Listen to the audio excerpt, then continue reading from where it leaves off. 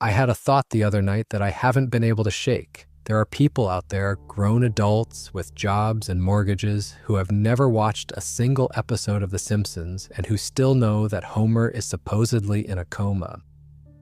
The theory has outgrown the show. It's just floating around out there now, like a bit of folklore nobody remembers learning.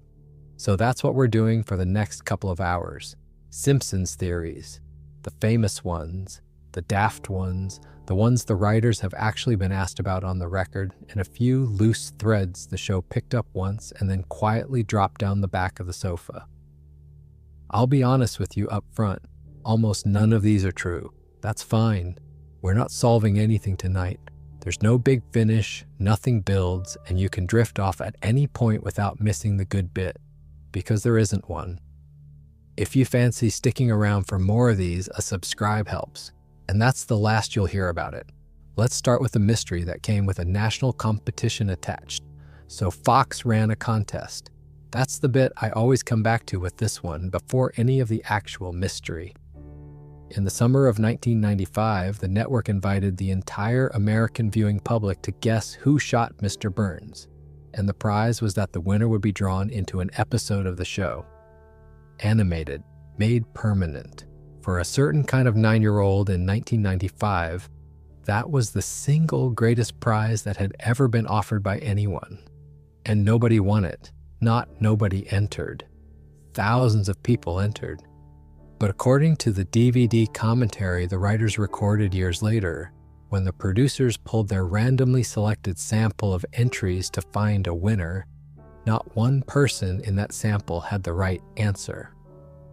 Contest regulations meant they had to award something to somebody, so the person they drew got a cash payment instead of being animated. They took the money and went home, and the greatest prize in television went unclaimed. There's a footnote to that which I find even better. The writers said on that same commentary that they were aware of exactly one person who had posted the correct answer online on a Simpsons news group on the night of the original broadcast. This was 1995, so we're talking about Usenet, which for anyone under 30 was basically a forum that looked like a tax return. They weren't allowed to contact this person while the contest was still running. By the time it ended and they went looking, the account was dead. It had been a college internet account, and the summer had happened in between. And whoever it was had presumably graduated and moved on with their life. They put out an open invitation on the DVD release asking that person to come forward. As far as I've ever been able to find out, nobody ever did. So somewhere out there is a person who cracked the biggest mystery in the history of television, told a handful of strangers on a message board, and then went to get a job. I love that. I think about it more than I should. Right, the actual mystery. Season 6, Episode 25, Who Shot Mr. Burns, Part 1, aired on the 21st of May, 1995. Part 2 aired on the 17th of September that year, which meant an entire summer of not knowing. Fox promoted it like a national event. America's Most Wanted made a tie-in special about it, treating a cartoon shooting as though it were an open case file, which is exactly the sort of thing that could only have happened in the 90s. The setup was that Burns had spent the whole episode systematically ruining every single person in town. He'd drilled into the oil deposit under the elementary school and taken the school's funding with it. He'd wrecked Moe's business. He'd flattened the retirement home. He'd injured the Simpsons dog.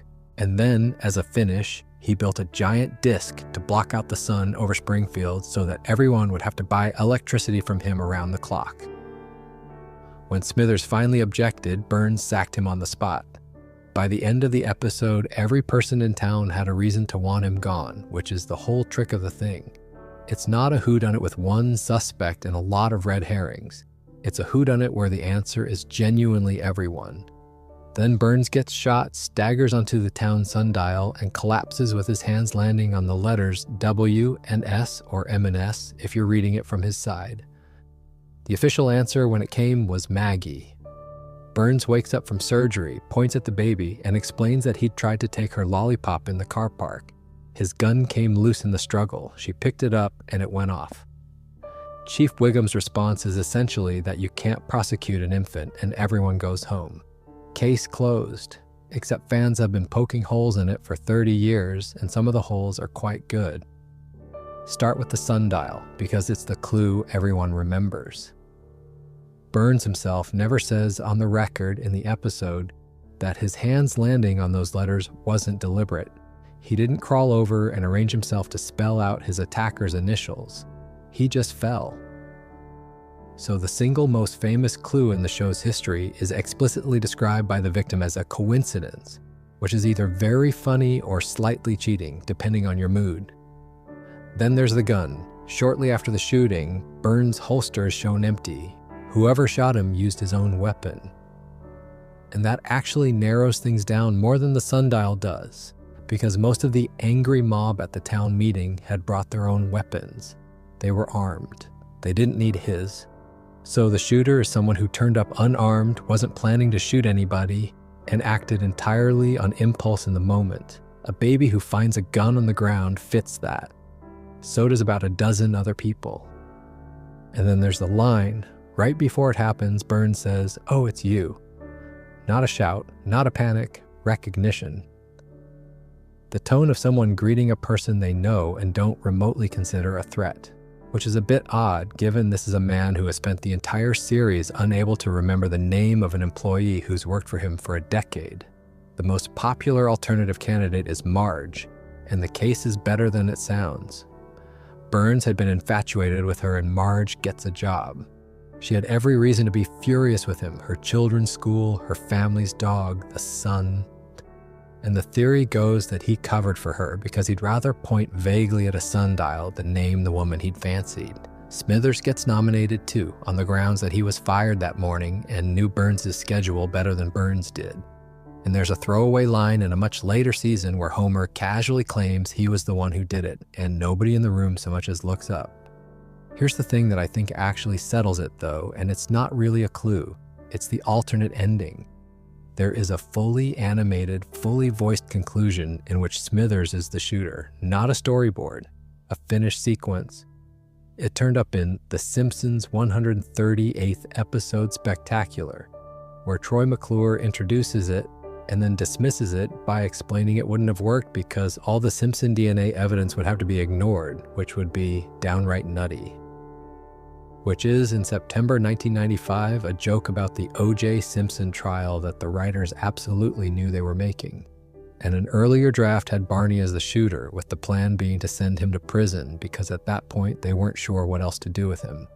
So the writers cycled through candidates, which means the clues in part 1 weren't laid down to point at a fixed answer. The answer was chosen and the clues were tuned around it afterwards. Which explains rather neatly why nobody in that contest sample got it right. My honest opinion, for what it's worth, is that it's Maggie. And the reason it's Maggie is that it's funny. That's a completely legitimate reason for a comedy to make a decision. The theories are better as theories than they would be as answers. If it turned out to be Marge, the episode would be worse. Anyway, since we've already ended up in a hospital room, let's stay in one. The episode this all hangs on is not, by any measure, a good episode. It's a clip show. Season 4, Episode 18, So It's Come to This, a Simpsons clip show. Aired on the 1st of April, 1993, which is a nice touch given the plot. The premise is that Bart spends April Fool's Day escalating a series of pranks against his father. The final one involves taking one of Homer's beers to an auto body shop and putting it in an industrial paint shaker. When Homer opens it, the can effectively detonates and he ends up in hospital. Then, while he's lying there recovering, he spots a vending machine across the room, goes for a chocolate bar, and the machine falls on top of him. That's what puts him in the coma. He's under for weeks. And when he comes around, Bart tearfully confessing at the bedside, Homer immediately strangling him, everyone laughing. There's no line right at the end where the family is told Homer has lost a chunk of his brain function. But it's never said to be permanent, and no loss of brain function is actually diagnosed. And Homer's response is to sit up and strangle Bart while shouting, "Why, you little?" That's the whole foundation. One line at the end of a clip show. The theory, which as far as anyone can trace originated on Reddit rather than anywhere official, is that he never actually woke up. The waking up scene is the start of the dream, not the end of it. In every episode since April 1993, all of it, every plot, every guest star, every increasingly ridiculous thing that happens to that man is being generated inside the head of someone lying in a hospital bed in Springfield. The evidence people put forward for it is, I'll admit, better organized than most fan theories manage. The first argument is the tonal shift, and it's the strongest one. Before that episode, the show's problems were recognizably domestic, Homer trying to give up drinking, Marge tempted by someone who wasn't Homer, Bart genuinely at risk of repeating a year, money worries constantly. The early seasons are a show about a family that can't quite afford its own life. After that episode, Homer goes to space. He becomes the leader of a vigilante group. He joins a secret society. He meets God more than once. He holds, by most fan counts, well over 100 different jobs. The show stops being about a family that can't pay its bills and becomes a show about a man to whom absolutely anything can happen. The second argument is the aging, which the theory handles more elegantly than it has any right to. Nobody grows up, the reasoning goes, because a sleeping mind can't picture people it hasn't seen. His kids stay the age they were on the day the machine fell.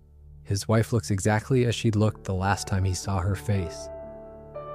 Everything is frozen at the last moment he experienced it. The third one is the celebrities. The later seasons are absolutely stuffed with famous people wandering through Springfield, and the theory says that's ambient noise. Voices from a television left on in the corner of a hospital room, conversations happening at the bedside, radio, all of it getting absorbed and turned into characters by a brain trying to keep the story running. And then there's the bit that fans always save for last, which is Homer the Heretic. Season 4, Episode 3, October 1992. Homer skips church, has a lovely day, and ends up having a conversation with God, who tells him he'll find out the meaning of life when the time comes. 6 months later, near enough to the day, he's unconscious under a vending machine. The show has actually engaged with all of this, which is unusual.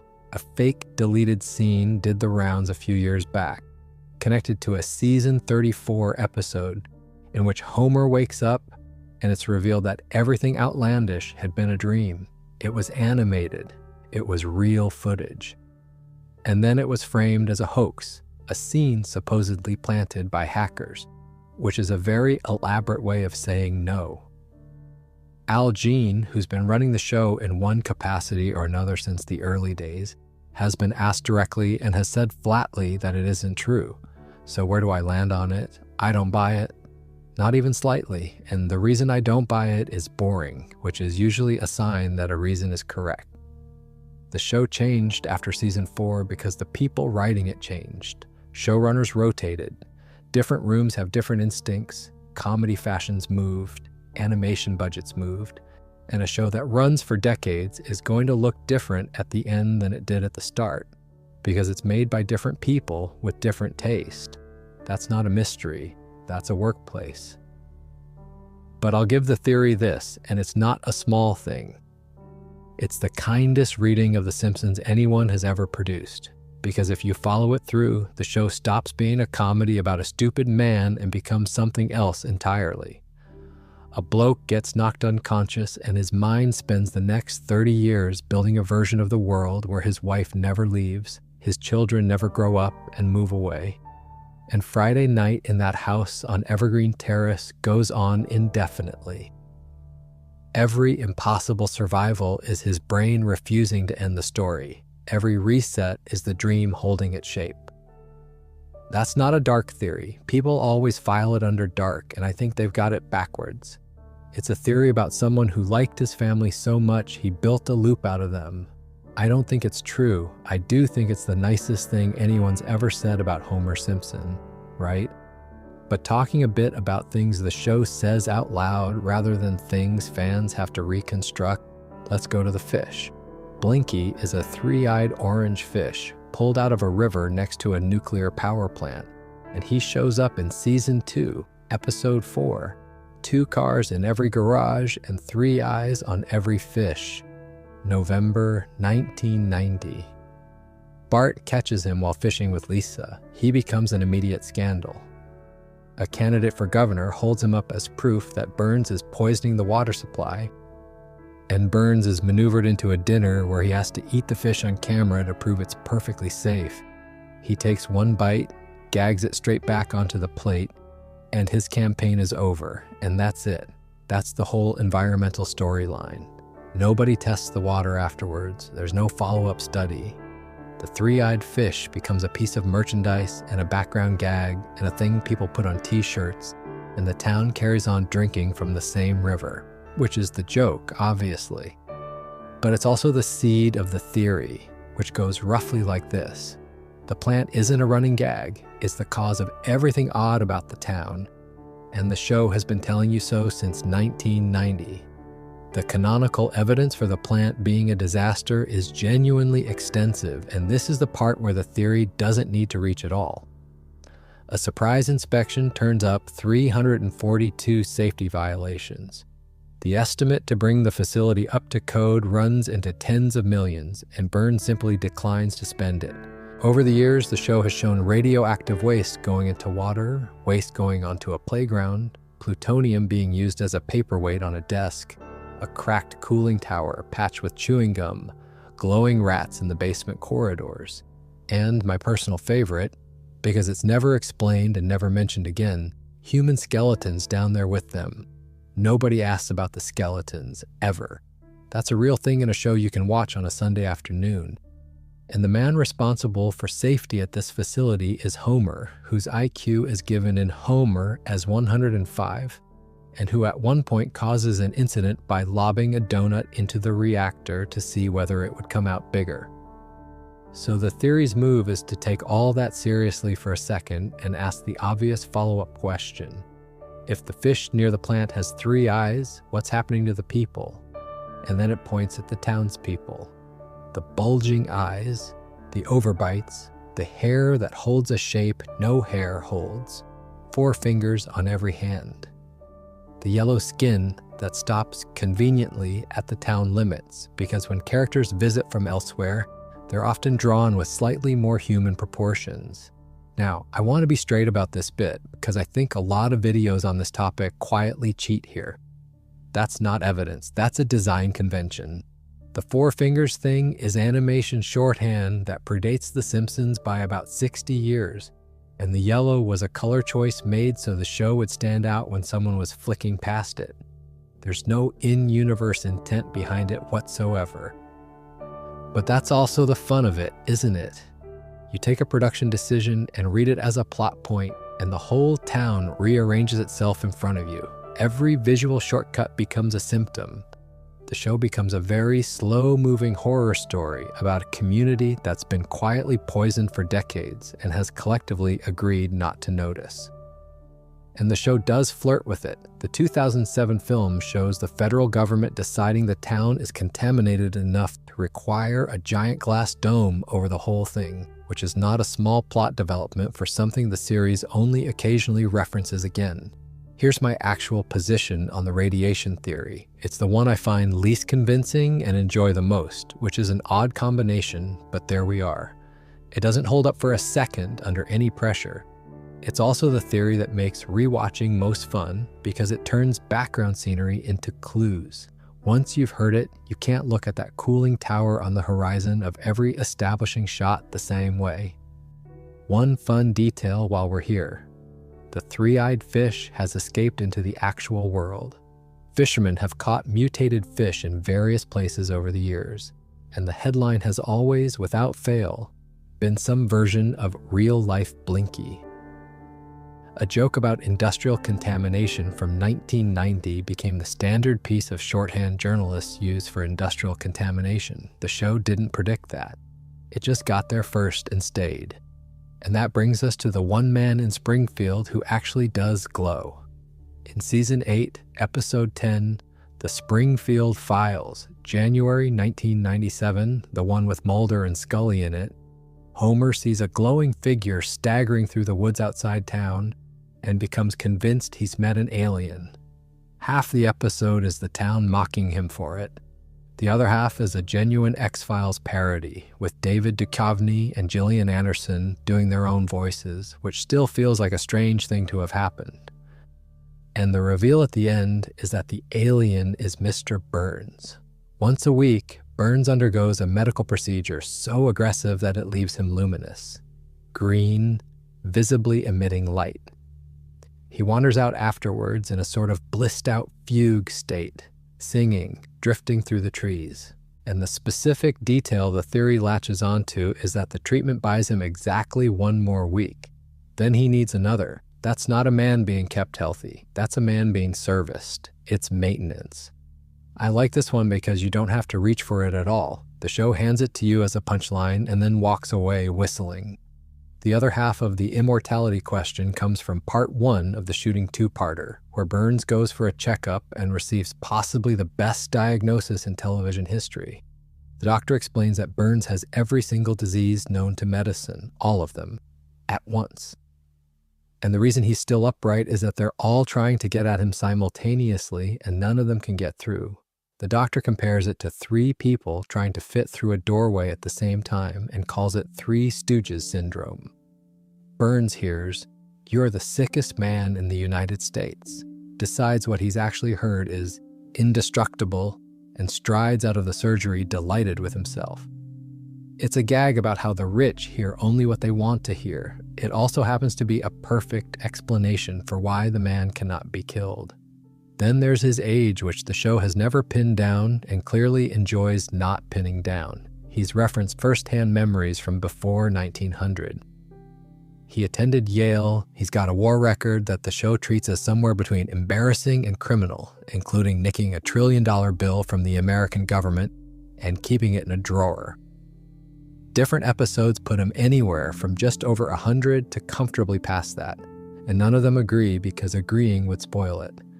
What I find genuinely interesting is the contrast between how he survives and how everyone else in the show survives. Homer walks away from things because he's in a cartoon. He falls off a cliff. He's fine next week. No explanation required, no explanation wanted. Burns survives differently. Burns survives because there is always a doctor on retainer, always a specialist on call, always a facility that opens after hours, always somebody standing by with a machine. His continued existence is a logistics operation, and that operation has a name, and the name is Smithers. Smithers manages the diary. Smithers gets him to the appointments. Smithers monitors him with a level of attention that goes past employment and into something closer to devotion. And the reading fans have built around this, which the show does support if you squint, is that the relationship isn't only affection, it's structural. Remove Smithers and the whole arrangement falls over inside a week, because there's nobody else who knows the schedule. I think that's a bit hard on Smithers personally. The show has been fairly clear over the years about what that relationship actually is, and reducing it to a rota feels like a downgrade. But it does explain why Burns panics in a particular way whenever Smithers isn't in the room. Here's what I actually think about Burns' immortality though, and it's less spooky than the theory wants it to be. Burns isn't a medical mystery. He's a joke about money that got extended for 30-odd years until it started looking like a mystery.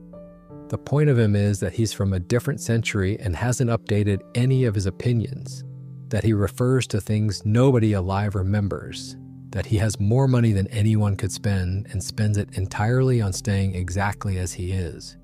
He doesn't age because the joke is that men like Burns never seem to. He's not immortal. He's just extremely well insured. Although I'll admit the glowing thing is hard to explain away, and I do enjoy that the show's answer to why does this man look like that was essentially radiation, obviously next question. One small fun detail. The Three Stooges syndrome scene is the same episode that ends with him being shot. He's told he's functionally unkillable, and then, about 18 minutes later, someone kills him nearly.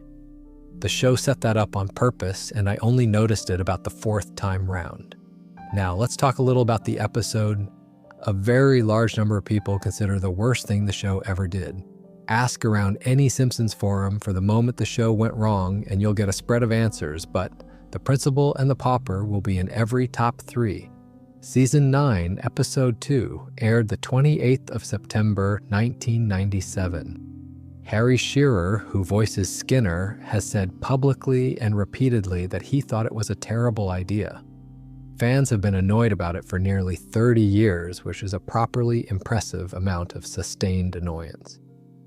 The plot, if you've somehow avoided it: the school throws an event celebrating Seymour Skinner's 20 years of service, and a stranger walks in and announces that he is Seymour Skinner, the real one. A soldier who'd been presumed dead after being captured in Vietnam, who survived, and who has come home to find someone else living in his house, running his school and calling his mother Mother.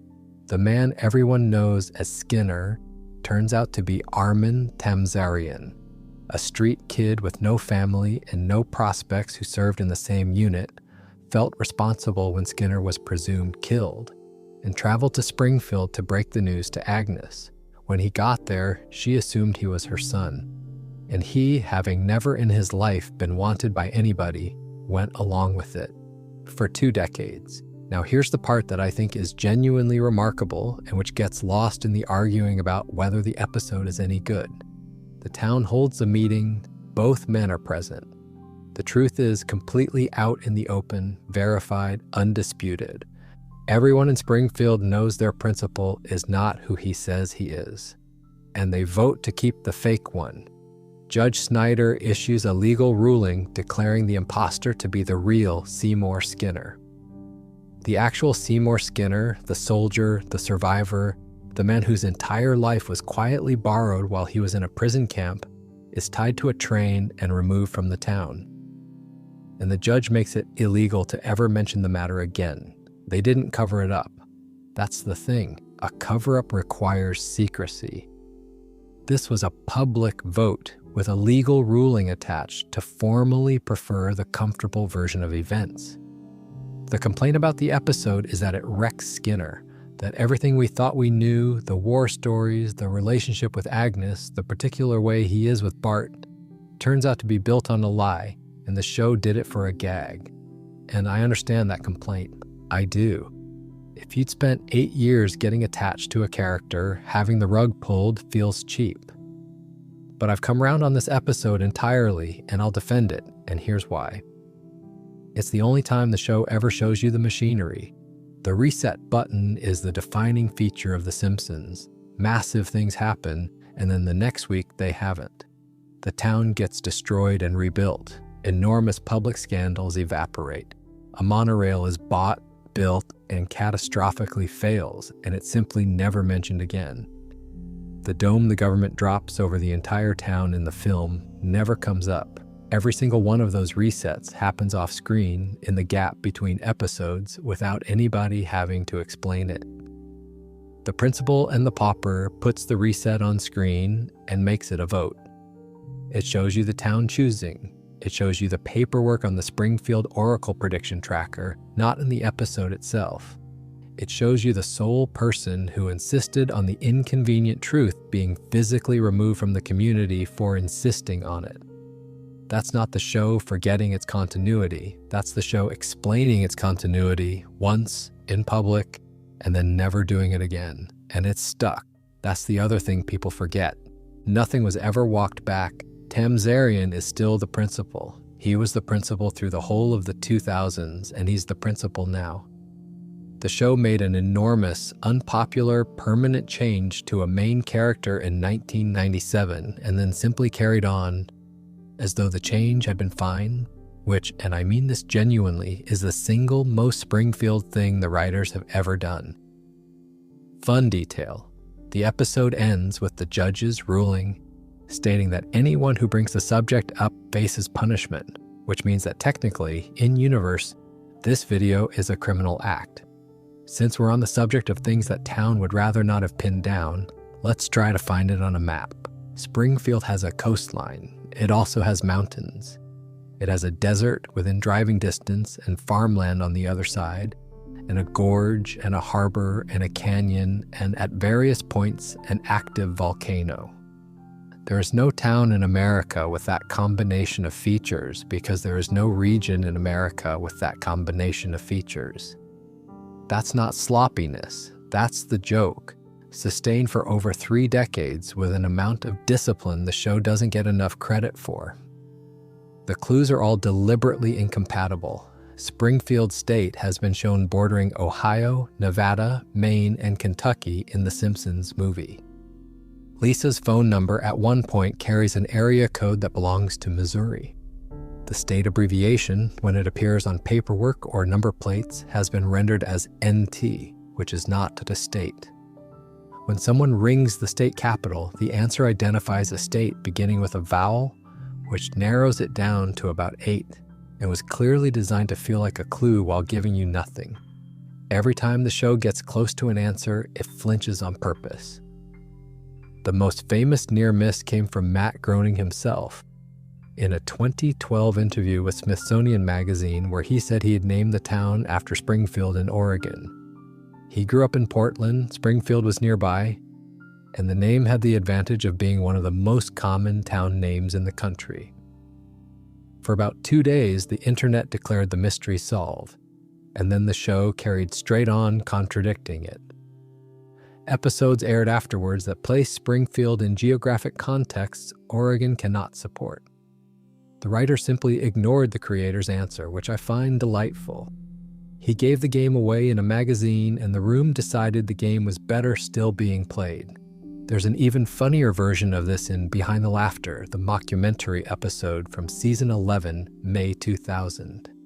It's the one where the family is treated as a real showbiz act with a rise and fall documentary made about them. In that episode, they're described as coming from northern Kentucky. And then in later airings, the line was altered. So the answer to the biggest running gag in the series depends on which broadcast of the same episode you happen to catch. The intended reason for all this is the honest one, and it's a good one. There are Springfields in a very large number of American states. It's the most nowhere in particular name available. If your show is going to be about an American town in general, you want a name that half the audience already has just up the road. It's designed so that every viewer can quietly assume it's basically theirs. Fans, being fans, have built theories on top of that anyway. The version I hear most often connects the geography to the reset button we were just talking about, that the town's location is deliberately unfixed because a place with no fixed jurisdiction can't be properly regulated. No consistent state authority, no permanent oversight of a nuclear facility, nobody with the standing to come and ask about the three-eyed fish. Springfield floats between states because landing would mean somebody eventually turning up with a clipboard. I think that's a nice bit of construction and completely untrue, but I understand the appeal. It takes a production convenience and gives it a motive. The other version is the one that's grown up around the film, which showed the town on a map with a very carefully unhelpful border and around the various episodes where the family travels and you can sort of triangulate. People have done this properly. There are spreadsheets. There are people who have gone through hundreds of episodes cataloging every stated distance and every visible landmark, and the conclusion they reach is always the same, which is that it cannot be reconciled because it was never meant to be. My own feeling is that I'm relieved they never answered it, and I'd be annoyed if they did now. A located Springfield is a smaller Springfield. The moment you tell me it's in Oregon, it stops being the town in my head and becomes a place with a real climate and a real accent and real politics. Half the reason it works is that it's a bit of everywhere at once. The industrial bit, the suburban bit, the small town bit where everyone knows your business, and the strip mall bit where nobody does. There's one more layer to it that I always come back to. It's not just that the town has no fixed place, it's that it has no fixed size. Springfield is small enough that everyone knows each other by name and turns up to the same public meetings, and simultaneously large enough to support a nuclear plant, a university, a professional sports presence, an airport, multiple hospitals, and a functioning organized crime family. It's a village and a city depending entirely on what the episode needs that week, which is honestly how most people remember the town they grew up in anyway. Everyone knew everyone, and it was also enormous, and both of those things are true, and neither of them survives contact with a map. And here's a fun detail about the one member of that family who has never told us anything at all. Most people know Maggie for the shooting, which we've already been through, so let's start somewhere else. In 2012, a Simpsons short film played in cinemas in front of Ice Age, Continental Drift. It's called The Longest Daycare. It runs about 5 minutes, and it was nominated for an Academy Award. There is no dialogue in it at all. The setup is that Maggie is dropped off at a daycare center, sorted into the room for less promising infants, and spots a caterpillar. She decides to protect it. Another baby, a large and thoroughly menacing child with a single eyebrow, decides to destroy it. What follows is a properly constructed little action film, surveillance, misdirection, improvised tools, a genuinely tense sequence involving a wall of pinned butterflies, carried out by a character who cannot walk reliably and has never spoken. And she wins, not by luck, by planning. That short is, I think, the strongest single piece of evidence for the whole Maggie theory, and it's evidence the show produced deliberately. Somebody sat down and decided that 5 minutes of silent Maggie outmaneuvering an entire building would work as a standalone film. And they were right, and the Academy agreed. The theory itself goes like this. Maggie isn't a baby who occasionally does clever things. Maggie is extremely clever and has made a decision not to be noticed. The canonical support is better than you'd expect. In season 15, in Smart and Smarter, she's tested and comes out with an IQ of 167, higher than Lisa, which is the entire plot of the episode, and which sends Lisa into a genuine crisis. She's led a full uprising at a daycare against an authoritarian minder. She's saved members of her family from harm on multiple occasions and never once been thanked for it, because nobody was watching. Her one word was daddy in Lisa's first word, December 1992. And it was voiced by Elizabeth Taylor, and it happened after everyone had left the room. 30-odd years later, it's not the only thing she's properly said. So the theory asks the obvious question, why would somebody that capable stay quiet? And the answer it gives is Lisa. Lisa is the other clever one in that house, and Lisa does it the visible way. She announces herself, she raises her hand, she writes to newspapers, she organizes, she corrects people, she stands up in rooms and tells them the truth about themselves. And Springfield's response, without exception, across 3 decades, is to pat her on the head and carry on. She is right constantly, and it has never once made a difference. She's 8 years old, and she's already the loneliest person in town. Maggie has been in the corner of every one of those scenes. So the reading is that she watched, drew the obvious conclusion, and picked the other strategy. Stay unnoticed, act when nobody's looking, take credit for nothing, and get away with everything. Nobody investigates a baby. Nobody supervises a baby closely enough to see what it's actually doing. It's the best cover available, and it never expires. I do like this theory. I want to be clear about that because I'm about to push back on it slightly. The version that's popular online has an ominous ending. Maggie as something quietly menacing, biding her time, waiting to make a move. Sinister baby. Pacifier as a mask. That reading gets a lot of traction, and I think it's the weaker one because it doesn't match anything she actually does. Look at what she uses all this for. She saves a caterpillar. She rescues her father repeatedly from consequences he has entirely earned. She protects the family dog. She's led exactly one insurrection, and it was on behalf of a room of neglected toddlers. There's only the occasional small instance of Maggie doing something for herself. The most capable person in that house spends her entire capability on other people and then goes back to the corner without saying anything. That's not a threat. That's the most decent character on the show. Fun detail that I only found out relatively recently, Maggie is in the opening credits every week being scanned at the supermarket checkout. And in the original version, the price that came up was $847.63, which was supposedly the estimated monthly cost of raising a baby in 1989. 30-odd years later, that number's a bit of a joke, and later versions of the titles changed it. The one member of the family who never ages has technically been repriced for inflation. But now, let's talk about the thing that made this show famous all over again roughly 20 years after its actual peak. I want to start with a small one, because everybody starts with the big ones, and the big ones have been done to death. In 1996, in Homerpalooza, there's a throwaway joke involving Cypress Hill. The band, backstage at a festival, are informed that somebody under the influence has accidentally booked the London Symphony Orchestra, and there's a bit of business where they're not sure whether it was them. It's about 15 seconds of screen time. It's not a plot point, it's a gag about smoking too much and ordering things you don't remember ordering.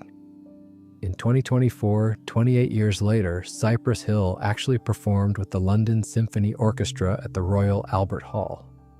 It happened because of the joke. Fans campaigned for it, the band got on board, the orchestra agreed, and everybody involved was entirely aware they were making a Simpsons reference real. That one I love, because it's the cleanest example of what's actually going on with the predictions, and we'll get to that. The famous ones first. Bart to the Future, Season 11, aired the 19th of March, 2000. Bart gets a vision of what's coming, and Lisa is president. In the course of one line, she mentions inheriting a budget crisis from President Trump, 16 years before the 2016 election.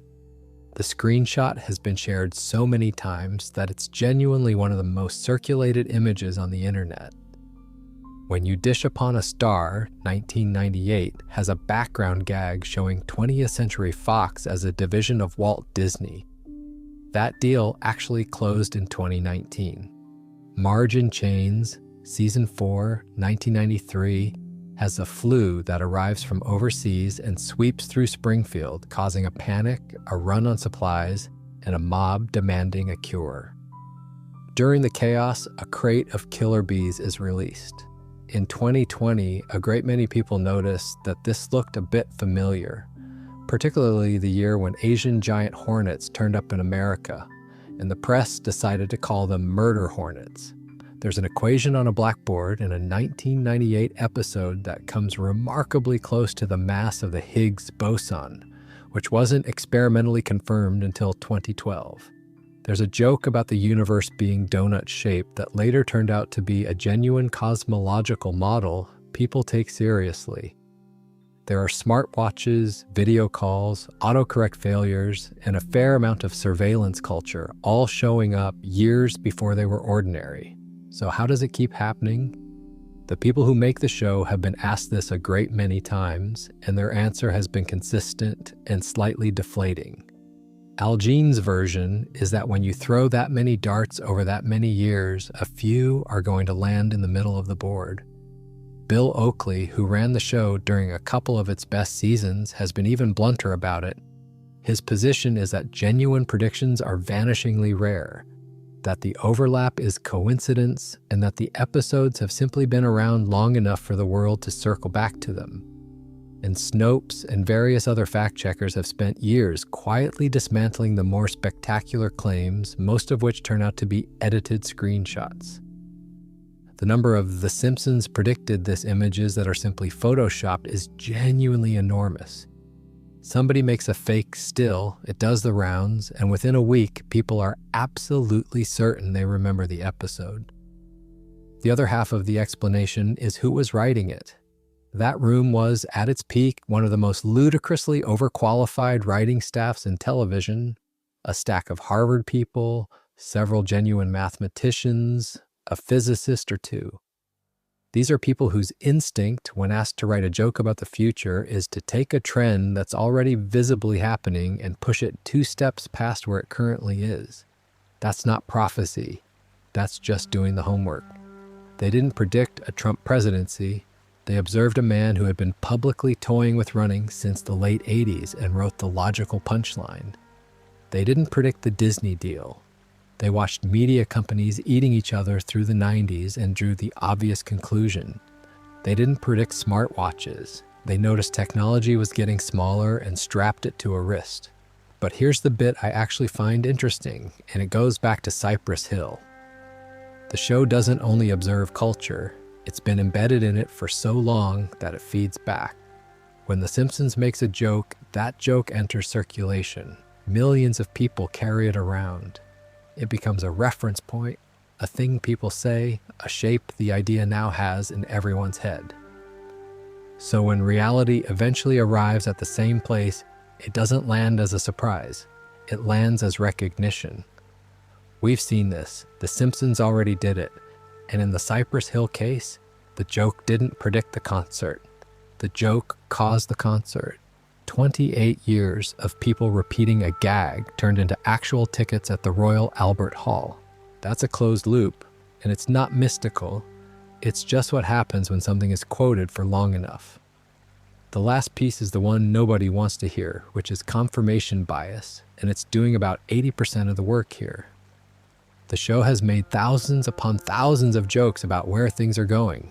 Jetpacks, moon colonies, political outcomes that went the other way, technologies that never arrived, cultural shifts that simply didn't happen, predictions that were flatly, comprehensively wrong. Nobody screenshots those. Nobody has ever once made a viral post about the time The Simpsons got it completely wrong. So what you're left looking at is a highlight reel with all the misses edited out, which is what a highlight reel is, and it looks uncanny because that's what highlight reels are designed to look like. I'll admit the internet gets on my nerves slightly with this one.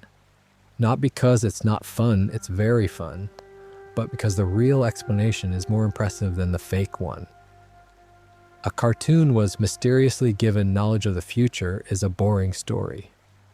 A room full of very clever people spent 30 years paying closer attention to America than America was paying to itself, and produced so much material that the culture eventually walked into it is a much better one. Still, next time a clip from 1997 lines up perfectly with a headline, I'll share it like everyone else, because knowing how a trick works has never once stopped it being a good trick. Now let's talk about a storyline the show took entirely seriously. There's a scene in Season 7, Episode 8, Mother Simpson, that aired on the 19th of November, 1995. And it's one of the few things in the entire run that I genuinely can't watch casually. Homer's in a cemetery. There's a woman standing at a grave with his name on it because he spent the episode faking his own death to get out of a Saturday shift, and it's got wildly out of hand. She doesn't recognize him. He doesn't recognize her at first, and then he does. His mother has been alive the whole time. The setup is that Homer, needing to correct the paperwork on his own death, goes to the Hall of Records and discovers there's no death certificate for his mother. He'd been shown a grave as a child. Abe had taken him to it. And it turns out the headstone Abe had been passing off as her burial site belonged to Walt Whitman, which produces the funniest possible reaction from a man who has just found out his father lied to him for 30 years and who takes it out entirely on a dead poet. Then Mona explains where she went. It's 1969. She's a housewife in Springfield with a small son. The country is on fire in various directions, and she gets involved, properly involved, not casually, with a group of activists. And their target is a germ warfare laboratory, owned by Mr. Burns. That's the detail that reframes the whole thing, and the show drops it without much ceremony. Before the nuclear plant, before any of it, Burns was running a biological weapons facility in the same town where children were going to school. Mona's group breaks in and destroys the germ stockpile with what the episode calls an antibiotic bomb. And in the process, they accidentally cure the asthma of the security guard on duty, who turns out to be a young Clancy Wiggum. The future chief of police can breathe properly because of a raid he was supposed to be preventing. The raid works. The germs are gone. And then Mona makes her one mistake. On the way out, in the chaos, she stops to help someone who's been knocked to the floor. It's Burns. She helps the man whose weapon she has just destroyed back onto his feet, and he gets a clear look at her face, and he gives her name to the FBI. That's it. That's the whole thing. A moment of ordinary decency and she loses everything. She can't go home. She kisses her son goodbye while he's asleep and goes underground for 27 years. Abe tells the boy his mother is dead because it's simpler than the truth and because Abe is not a man built for the truth. And Homer grows up believing he was the sort of child whose mother would rather die than stay. I don't think you can properly understand Homer without that episode. All of it's in there. The desperate need to be liked by absolutely everybody. The clinginess. The way he takes humiliation from his employer year after year rather than risk not having a place to go. That's a man who lost the first person who was supposed to stay at 6 years old without an explanation and has spent every day since arranging his life so it can't happen again. And then the episode does the cruelest thing it could possibly do, which is take her away a second time. Burns spots her through the window of a cab. He recognizes her instantly after nearly 30 years. Because Burns does not forget a grudge, he makes the call. The FBI turn up and Homer has to say goodbye to his mother again, this time awake, this time knowing exactly who arranged it. The last shot is Homer sitting on the bonnet of his car, alone looking up at the sky. No joke, no cutaway. The credits roll in silence. Now, the theory that fans have built on top of this is that Burns didn't only ruin Mona's life, he shaped Homer's. Not deliberately, not as a scheme, but as a consequence. The man who broke that family in 1969 became the man that family's son works for. Homer clocks in every day for the person responsible for the defining wound of his childhood and never once connects the two things. I think calling it a conspiracy is a stretch. The show isn't quite that tidy. But as an observation about how power works in a town like Springfield, it's completely correct.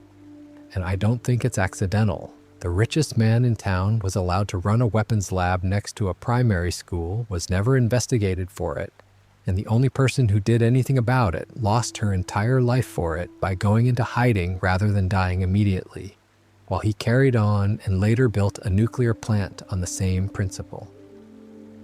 Mona comes back a couple more times over the years, and she dies in Mona Leaves in 2008. Homer's beside her. It's handled without a single gag in it, which for this show is close to a formal declaration that something matters. There's a lot more in the family backstory episodes than I can get into here. Abe's whole history, the flashback material, the various contradictions, and how Homer and Marge met, and I'll do a proper one on those at some point. And here's a much lighter one, since we've been in the heavy stuff for a bit. Hans Moleman has died more times than any character in American animation, and I'd like to place on record that this is not a joke, it's just true. He's been crushed, run over, struck by lightning, drowned, and subjected to many other violent deaths. He's been killed in normal episodes, not Halloween specials, not dream sequences, actual canonical episodes with actual plots, and then turned up the following week entirely unharmed, with no acknowledgement whatsoever. He is a background character whose function is to be destroyed and then quietly reissued. And in Duffless, in 1993, he says he's 31 years old. That's my favorite line in the entire series. 31. The man looks like a Victorian death mask. He wears the glasses of someone who has been elderly for 40 years. And the show has him deliver his actual age as a throwaway and then never mentions it again, which is either the funniest possible construction of a joke or evidence of something deeply wrong with the water supply, depending on which theory you've decided to believe today. The theories about Moleman split neatly along the lines we've already been through. If you're inclined towards the contamination reading, he's the extreme case. A man aged catastrophically out of his own lifetime, and made unkillable in the bargain. If you're inclined towards the coma reading, he's a background process. A bit of scenery the dreaming mind can't be bothered to keep consistent, deleted and reinstated as required. I don't believe either. I think he's a joke that got funnier the longer nobody explained it, which describes about half of this show. But he does lead somewhere genuinely interesting, which is the question of what happens in Springfield when somebody notices. Which brings us to Frank Grimes, Homer's enemy, Season 8, Episode 23, May 1997, Grimes is a new employee at the plant with a properly grim backstory, no childhood, no family, worked his way up through night classes, earned everything he has the hard way. And he's placed next to Homer, and Frank Grimes does the thing nobody in that town has ever done, which is react correctly. He looks at a man with no qualifications occupying a safety position at a nuclear facility. He looks at the house, the wife, the 3 children, the boat trip, the photographs with 2 presidents, the space flight. He looks at a man who eats during meltdown warnings and sleeps at his desk and has never faced a single consequence. And he responds the way any actual person would respond, which is by slowly losing his mind about it. Nobody backs him up. That's the part that hurts. Grimes is right about every single thing he says, out loud, in front of witnesses, and the entire town looks at him as though he's the problem. And then he dies in an accident caused by imitating Homer's carelessness. And at his funeral, Homer falls asleep and makes a joke, and everybody laughs.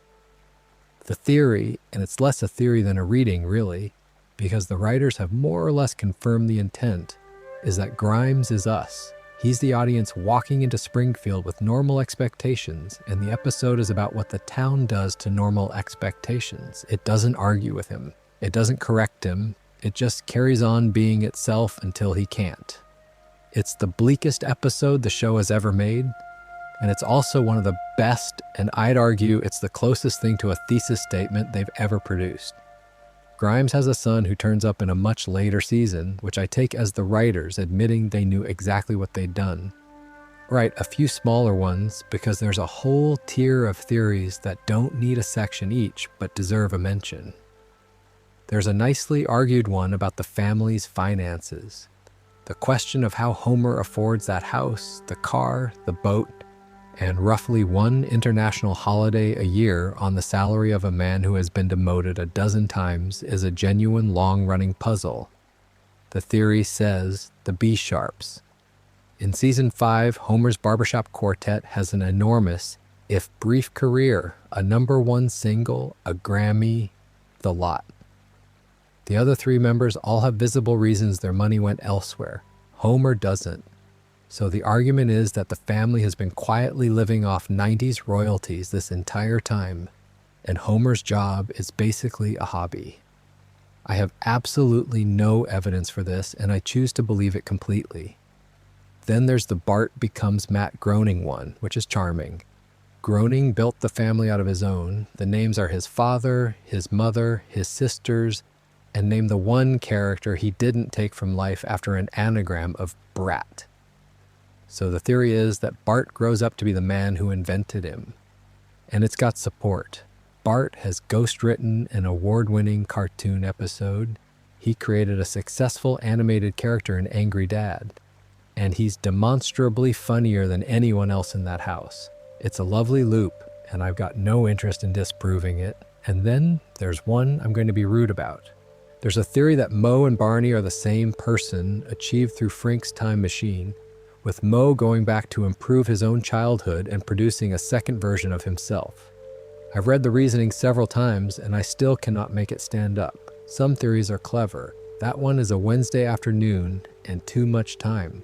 Since we're already on the subject of people the universe appears to have singled out for unfair treatment, let's talk about the neighbor.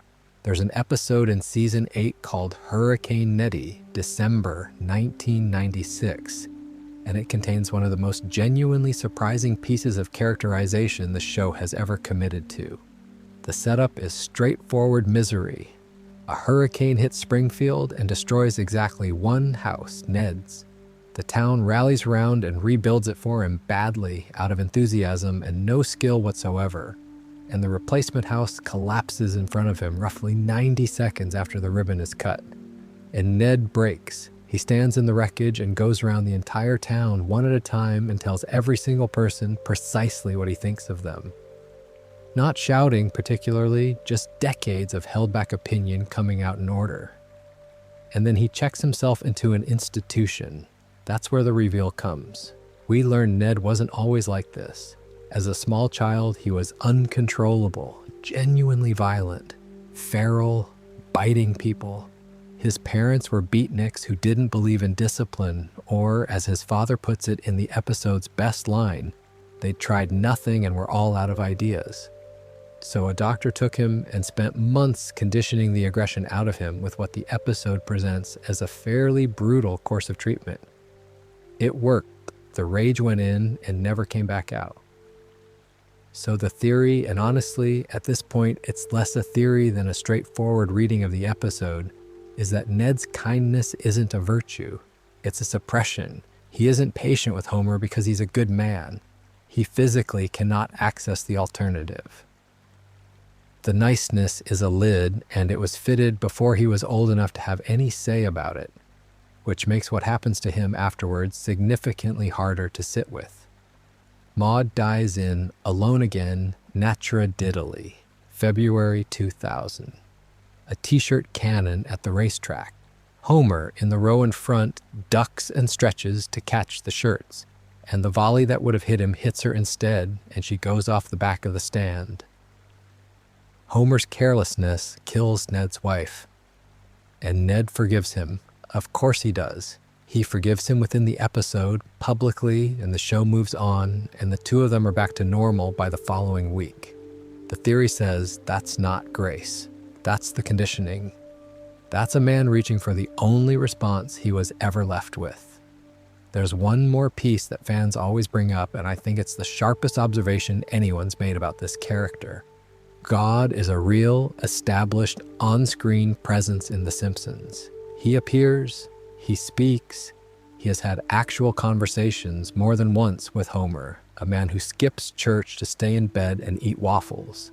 He has spoken to Ned, the most devout person in that town, who has organized his entire life around faith, who runs Bible study and prays over breakfast and has never once wavered, gets nothing. And the bloke asleep in the back pew gets a personal audience.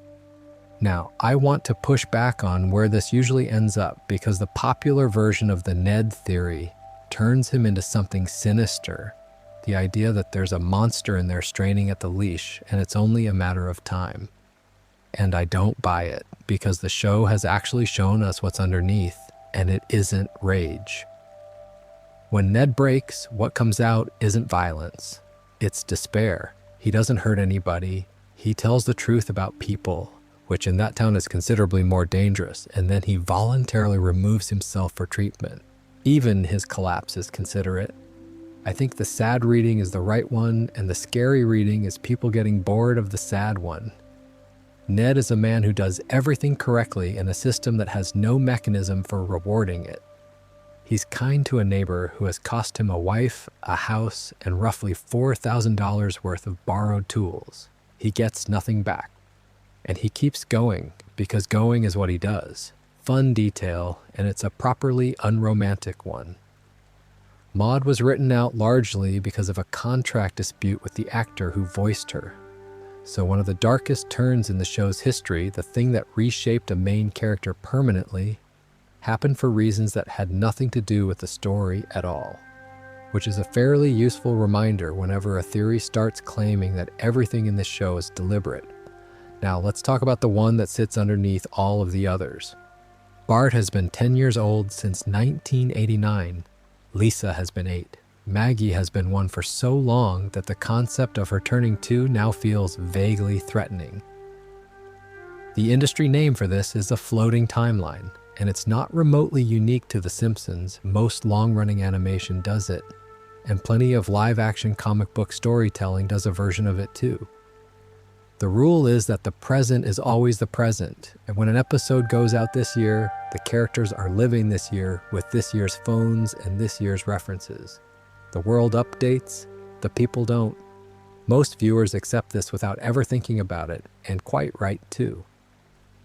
But The Simpsons has been running long enough that the device has started producing genuinely strange side effects, and the strangest one is what it's done to the past. When the show started, Homer and Marge's history was anchored properly. The Way We Was, Season 2, has them meeting in high school in the mid-70s. It's specific. The music's right, the clothes are right, the whole texture of it belongs to a particular decade. That's what you'd expect from parents in their mid-30s in 1989. But if they're still in their mid-30s now, they didn't meet in the 70s. So the show has had to keep dragging their youth forwards to keep the arithmetic working. That 90s show in 2008 re-anchors their courtship to the 90s, Marge at college, Homer in a grunge band, the whole thing rebuilt from scratch in a different decade. And it's been shifted again since, which means Homer and Marge don't have a past. They have a rolling approximation of one that gets rewritten every decade or so to stay compatible with the present. Their formative years have been the 70s, the 90s, and the 2000s. Their memories are a draft. I find that a lot odder than most of the actual theories, and it's not even a theory. It's just what the show does in plain sight and nobody minds. Now, this is where the theories all converge, and I've already been through each of them, so I'll keep it brief. The coma reading says nobody ages because they're inside a frozen mind. The contamination reading says their biology has been altered. The Tamsarian reading says the town simply agrees not to acknowledge anything inconvenient. And time is just another inconvenient thing. Every theory we've talked about tonight ends up standing in the same spot, looking at the same problem, offering a different explanation. And here's my honest position, which I suspect is going to be unpopular. The floating timeline is the only mystery in this entire video that has a definite answer, and the answer is boring, and we've all quietly agreed to ignore that. The characters don't age because a show that ages its characters ends. That's it. That's the whole thing. If Bart turns 11, then eventually Bart turns 18, and then you don't have a show about a family with young children anymore. You have a show about a couple in their 50s with an empty house. The floating timeline isn't a puzzle. It's a business decision made in about 1990 and then honored for 35 years with remarkable discipline. The reason we build theories on top of it, I think, is that a business decision doesn't feel like a big enough explanation for something we're this attached to. If you love something, you want the reason it is the way it is to be interesting. Because syndication is not interesting. Because a man is dreaming in a hospital bed is, but here's the part that I do find genuinely affecting, and it's got nothing to do with any theory. The show has imagined the future, twice properly. Lisa's wedding in season 6 jumps forward to Lisa at 23 at university, engaged to someone entirely wrong for her, dealing with a family who embarrass her and whom she loves anyway.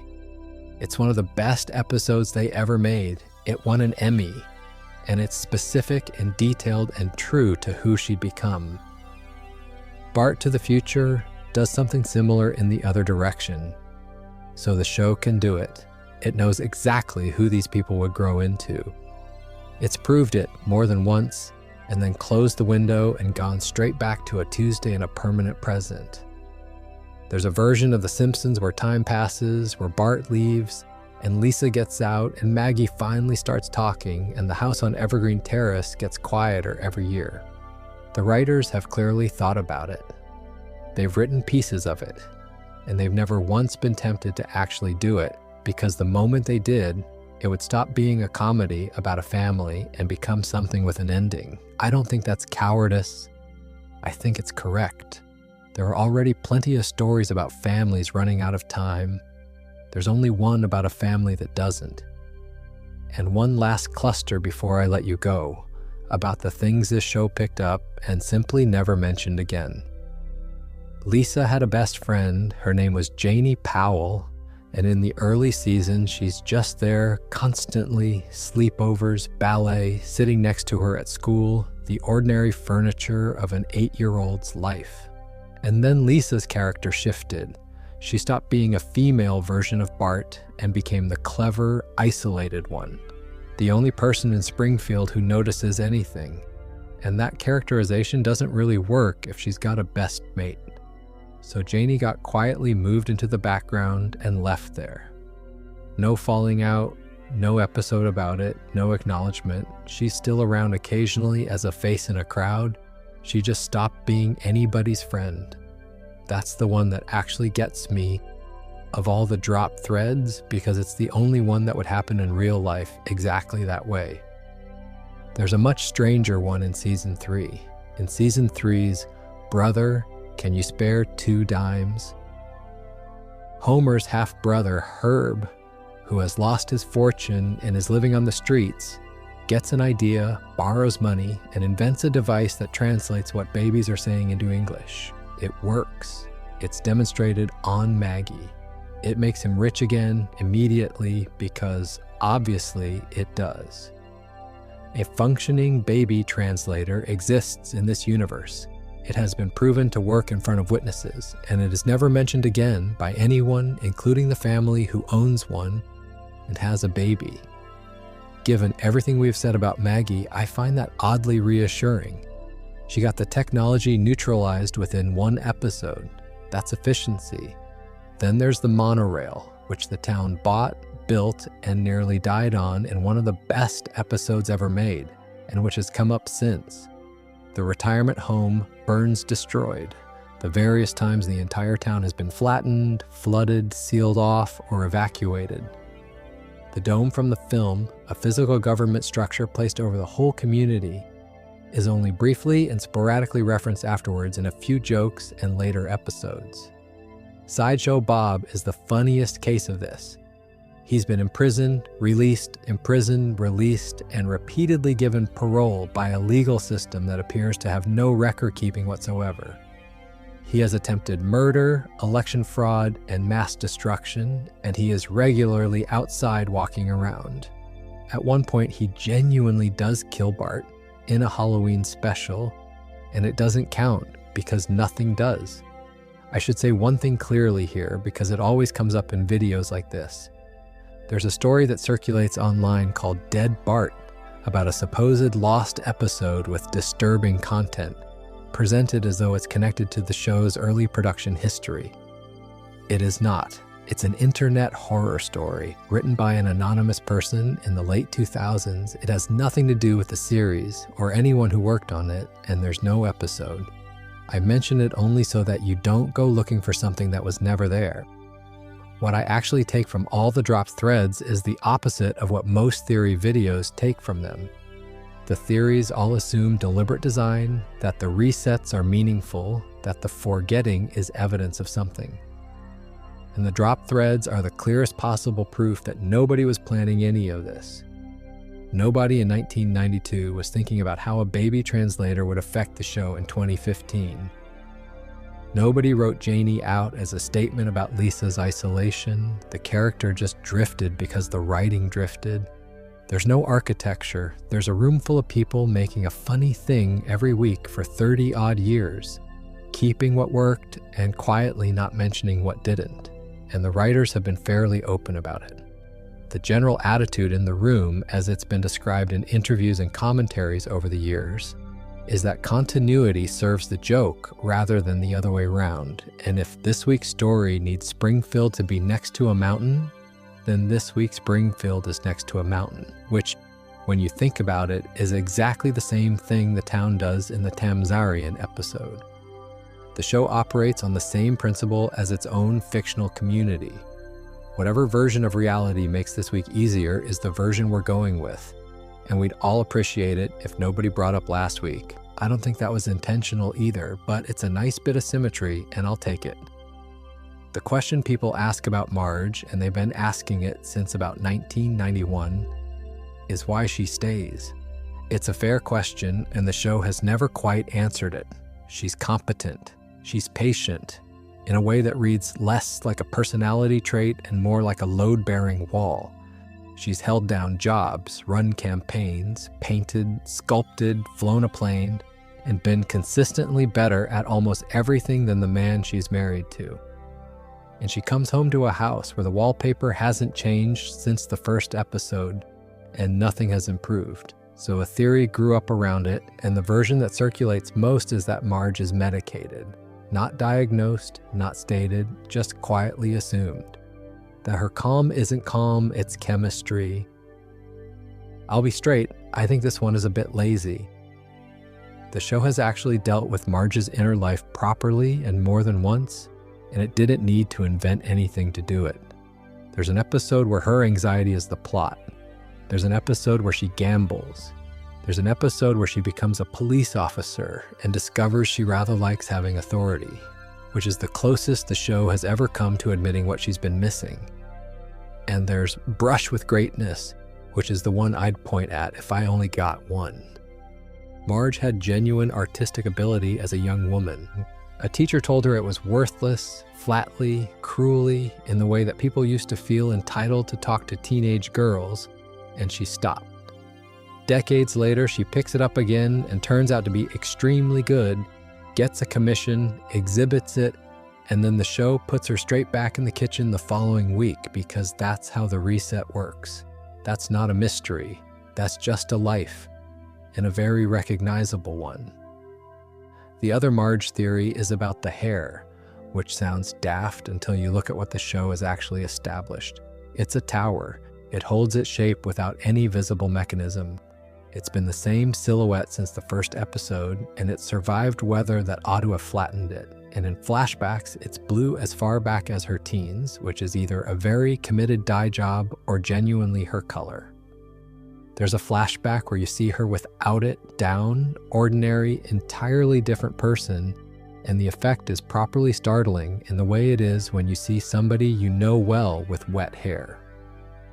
And the reading fans have built on that is that the hair is armor, that it's the one bit of Marge that's decided to be enormous, and she maintains it every single day without comment as the only extravagance she permits herself. I quite like that. It's not a theory in any meaningful sense. It's a bit of character analysis that people dressed up as a theory so they'd have permission to say it. But it's better than the medication one. Here's the thing about Marge that I think most theory videos miss entirely, and it's not hidden at all. It's on screen constantly. She's the only adult in that town who consistently tries to fix things. Everyone else has given up. Wiggum gave up before the show started. Quimby's given up in a way that's made him rich. Skinner gave up twice, arguably as two different people. Lovejoy has an entire episode about having given up. He explains it out loud, that he used to care and the town wore him down, and now he just gets through Sundays. Springfield is populated almost entirely by people who have decided that nothing can be done. And Marge keeps turning up to the meeting. She campaigns against the violence on children's television. She takes on the monorail. She fights the casino, the crime wave, the school board, the town. She loses nearly every time, and the town forgets by the following week, and she does it again. There's a reading where that's tragic, and I understand it, but I don't think that's what the show's doing. I think Marge is the only genuinely unbroken person in Springfield. And the reason she seems strange to us is that everyone around her has been sanded down and she hasn't. Fun detail, and it's one of my favorites. Marge's voice exists the way it does because of a real person. Julie Kavanagh had a distinctive rasp anyway, and the character was built partly on Groening's own mother's habits and manner, right down to the name. Marge, Homer, Lisa, and Maggie are all named after members of his actual family. The only invented one is Bart, and Groening picked that because he wanted an anagram of brat and thought his own name would be too obvious a joke to make, which means every time Homer shouts at Marge, a man is essentially staging a version of his own parents' marriage on primetime television and getting paid for it. There's a theory in that somewhere, but I'd feel rude pursuing it. Now, let's talk a little about the saddest man in Springfield, and I don't mean Ned this time.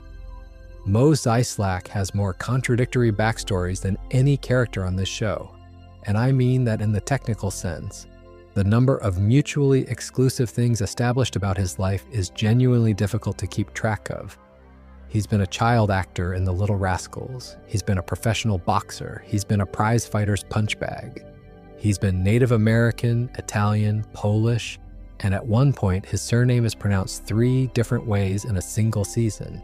His parents have had multiple, entirely different countries of origin. He's been in prison, in a monastery, and briefly a highly successful poet. Now, most of that's just the show doing whatever the joke needs, which we've established is how it operates. But there's a theory that takes it more seriously, and I think it's the best character theory anyone's produced about the series. The theory is that Mo lies about everything all the time, and the show is telling you so. He's a man who has been alone behind that bar since the very first episode. His customers are 3 men who come in because they've got nowhere better to be. He has, by his own admission and by the show's, tried to end his own life more than once and has always been interrupted by something absurd. He keeps a rag, he wipes the same section of counter. He has never once had anything good happen that lasted longer than an episode. So he invents. Every backstory he tells is a different version of a life he'd rather have had. And the inconsistency isn't sloppy writing, it's the character. He's a man who's been telling stories to a room of people too drunk to fact-check him since before the series began. I do genuinely believe this one, or at least I believe it's the most useful way to watch him. It makes the boxing episodes funnier and the sad episodes sadder, and it doesn't require you to ignore a single thing the show has put on screen. The place it lands hardest is with Maya in The Ways We Were, where Mo gets back together with someone from his past and spends the entire time visibly certain it's going to end because it always ends, because it has ended every single time, and the show does not spare him. That episode has him hiding in Bart's treehouse to cry, which is the kind of image the writers deploy about once every 4 years and which I have never got over. There's a smaller theory attached to Mo that I want to mention because it comes up constantly and I think it's rubbish, which is the one where he and Barney are the same person via time travel. I've said my piece on that already. Moving on. What I find actually interesting about Mo is what he represents structurally, which is the alternative. Homer has a house, a wife, 3 children, and a job he keeps despite deserving to lose it about 100 times over. Mo has a bar and a rag, and they are, by any objective measure, roughly the same person, same intelligence, same self-control, same relationship with alcohol, same tendency to make everything worse. The difference is that one of them got Marge and one of them didn't. That's the whole gap. That's it. The show has never made it explicit, and it doesn't have to, because it puts the 2 of them in the same room every single week and lets you look at them. And this is where I think Mo stops being a joke character and becomes the most quietly frightening thing in Springfield, because he's the version of Homer where the one good thing didn't happen. Every time Homer nearly wrecks his marriage, and it's a lot of times, Mo is sitting 6 feet away, wiping the counter, being the answer to what happens next. Fun detail, the show has a long-running gag where Mo's bar has a Employee of the Month photo of him on the wall, in a bar where he is the only employee. I noticed that about 15 years after I should have and had to sit down for a minute. Since we're on the subject of Springfield institutions and the people who quietly hold them together, let's talk about the rest of the town. Springfield has a police force, a mayor's office, a school, a church, a hospital, a court, and a nuclear regulatory situation. Every single one of them is broken, and the theory people build out of this is that the town isn't badly run by accident. It's a functioning system that runs on corruption and works exactly as designed. Start with Wiggum because he's the clearest case. Chief Wiggum is not a bad policeman in the sense of being incompetent, although he is it. He's a policeman who has understood correctly that nothing he does matters. He doesn't investigate because investigations produce results, and results in Springfield produce problems for people with money. He eats, he naps, he turns up after the incident has resolved itself. And he has never once been removed from his post because a police chief who doesn't find things is precisely the police chief this town's arrangement requires. The show does a lot with this quietly. He's the man Mona's raid accidentally cured, back when he was a security guard at a weapons lab, which means his entire career has been spent adjacent to things nobody was supposed to look at. Draw a line from that job to that job, and you've got a fairly complete picture of a person. Quimby's the same, but honest about it, which is somehow more likable. He takes money, he says so on camera, he gets reelected. There's an episode where his campaign slogan is essentially an admission of guilt, and the town votes for him anyway. The theory that Springfield's electorate is complicit rather than fooled is, I think, the most defensible political reading of the show. Nobody's being tricked. They know. They've priced it in.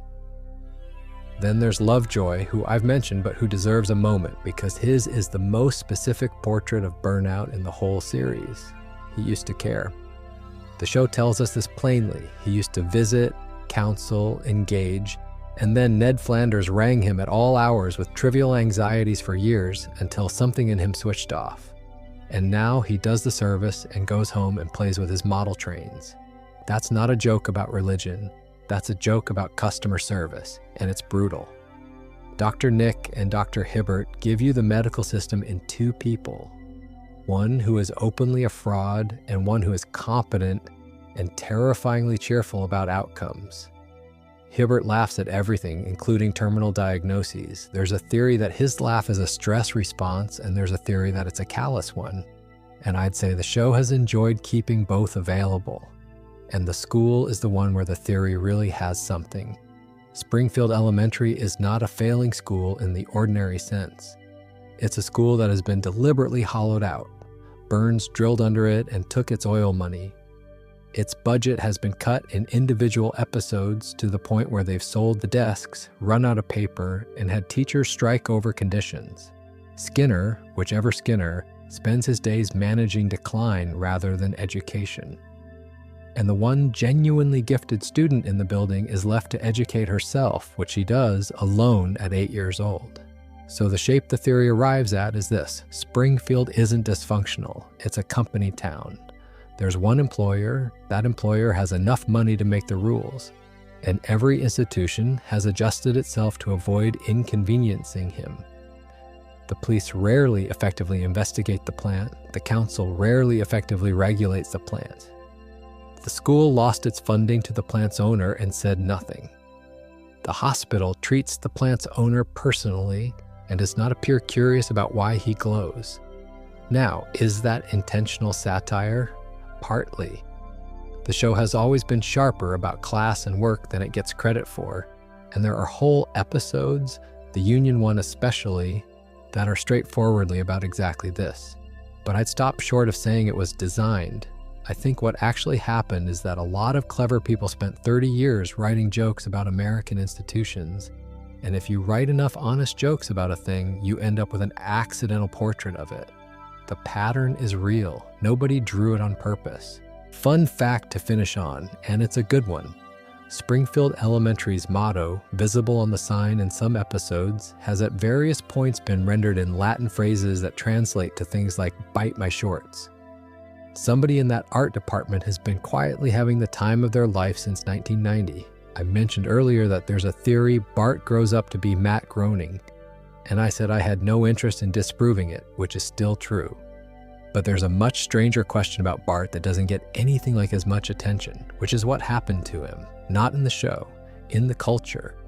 In 1990, Bart Simpson was the most famous 10-year-old on the planet. He was on t-shirts, on lunchboxes, on bootleg market stalls in every country on earth. Schools banned the merchandise. Politicians used him as an example of national decline. The first President Bush made a public remark about American families needing to be more like the Waltons and less like the Simpsons, and the show wrote a reply into an episode within days. He was briefly the main character. The show was about him. And then, over about 4 seasons, it wasn't. The center of gravity slid across the sofa to Homer and never came back. Bart went from the reason people watched to a supporting player in his own house. So there's a theory that this happened because Bart, as a character, has nowhere to go. Homer can be anything: astronaut, union leader, food critic, whatever the week requires, because he's an adult with no fixed limits and no self-awareness. Bart is a 10-year-old who does pranks. There are only so many pranks. Once you've done the classic ones, you're either escalating him into something unpleasant or repeating yourself, and the show, to its credit, mostly declined to do either. The other theory, and this is the one I find more interesting, is that the writers grew up and Bart didn't. The room that made the early seasons was full of young people writing about rebellion.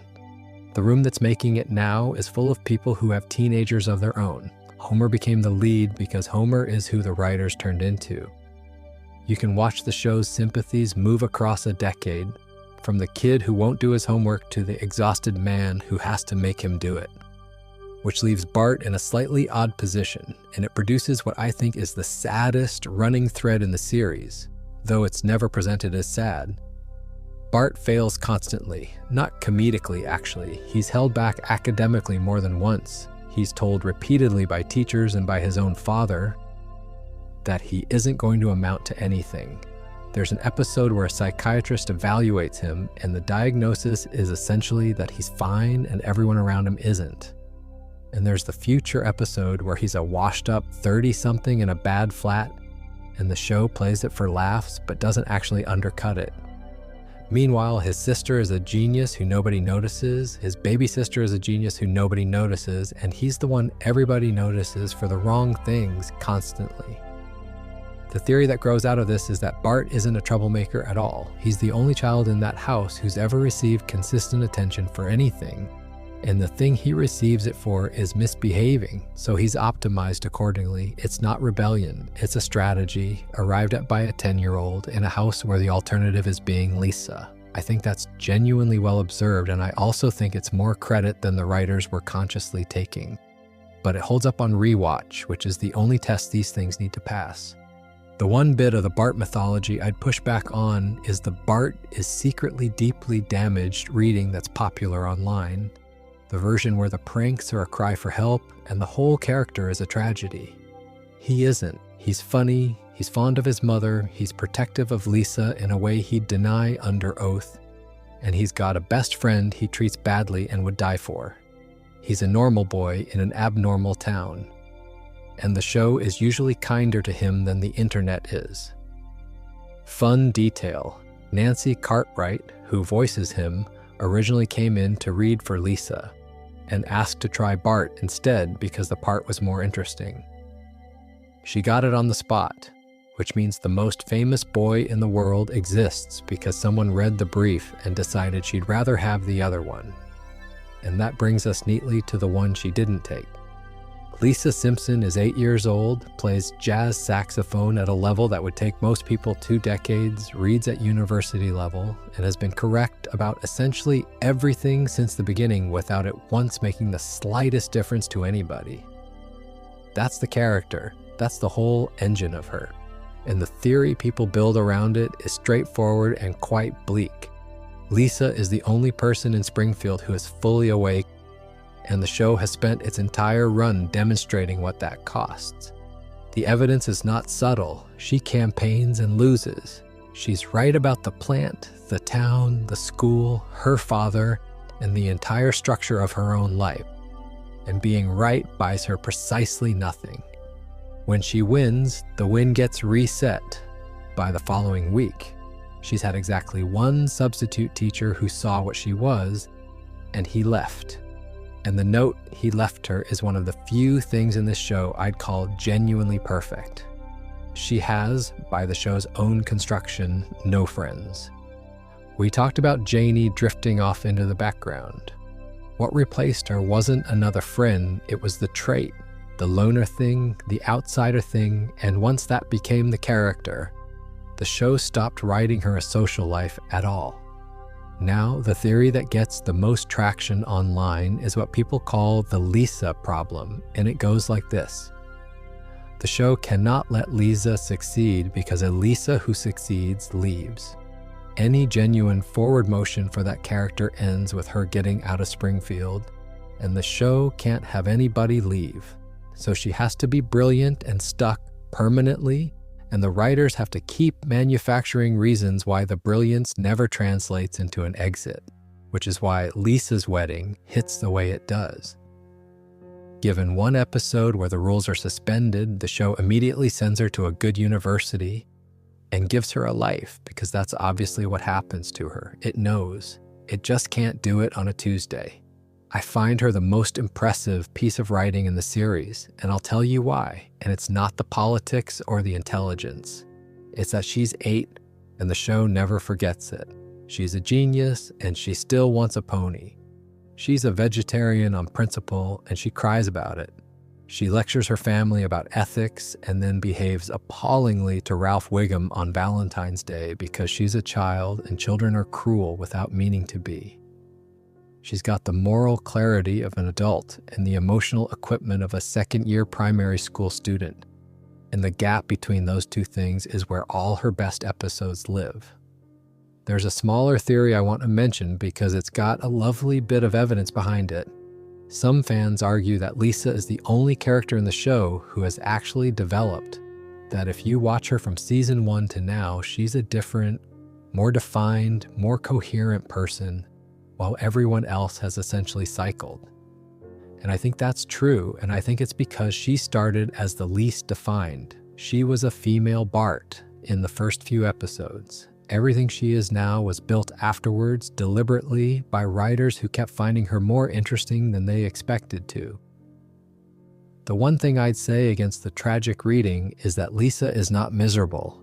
People flatten her into a sad figure, and she isn't. She has a saxophone she loves, a mother who understands her better than anyone gives Marge credit for, and a genuine capacity for joy that turns up in every third episode. Being the only awake person in a sleeping town is lonely. It's not the same as being unhappy. There's one more thing about her that I think gets missed, and it's to do with the saxophone. Lisa's instrument is not a decoration.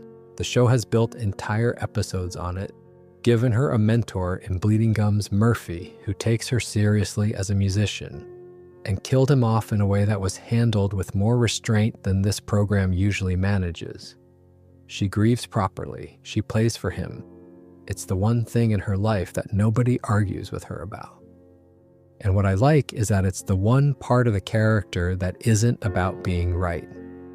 Everything else Lisa does is an argument. The music is just something she's good at and enjoys, and the show never makes her defend it, and in a town where she has to justify every single thing she believes, that's an enormous kindness to hand a character.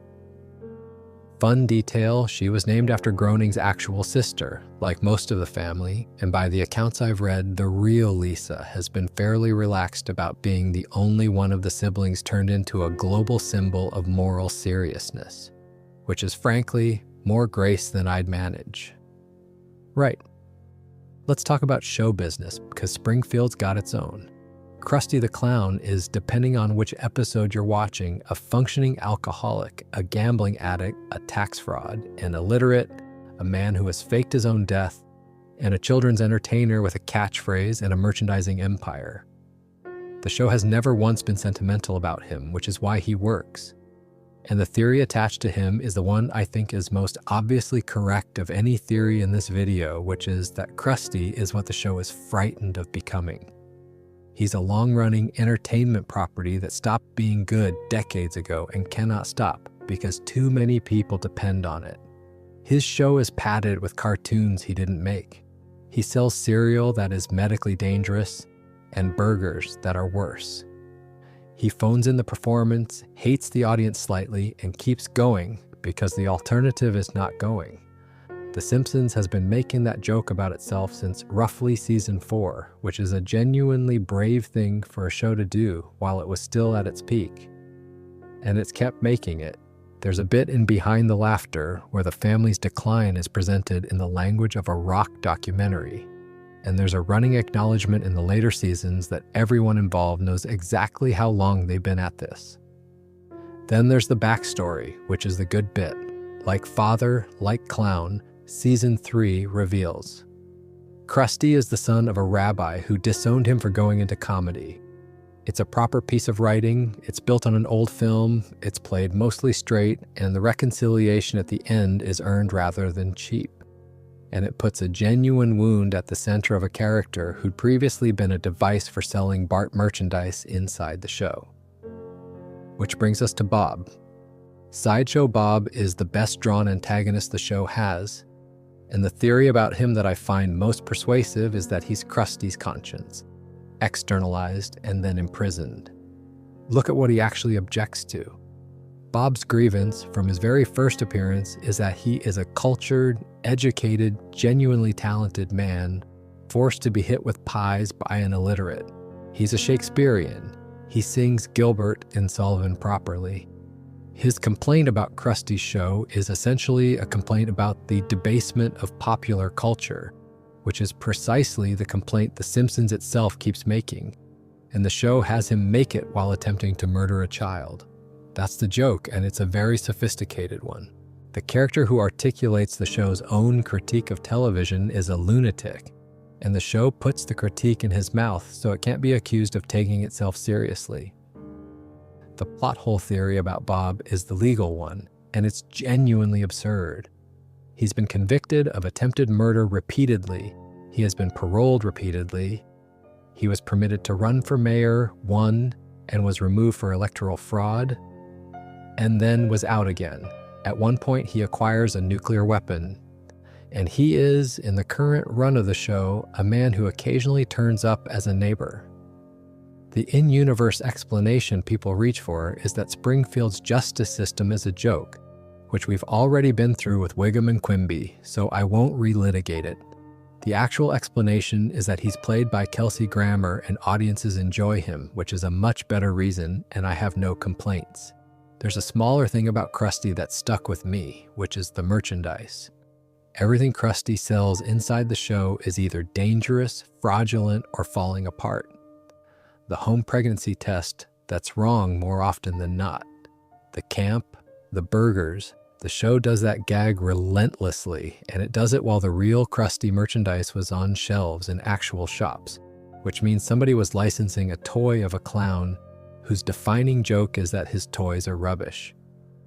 I don't think that's cynicism exactly. I think it's a room of writers who found the whole apparatus around them a bit absurd and decided the honest thing to do was say so on air and cash the check anyway, which is more or less what Krusty would do, and I suspect they knew that too.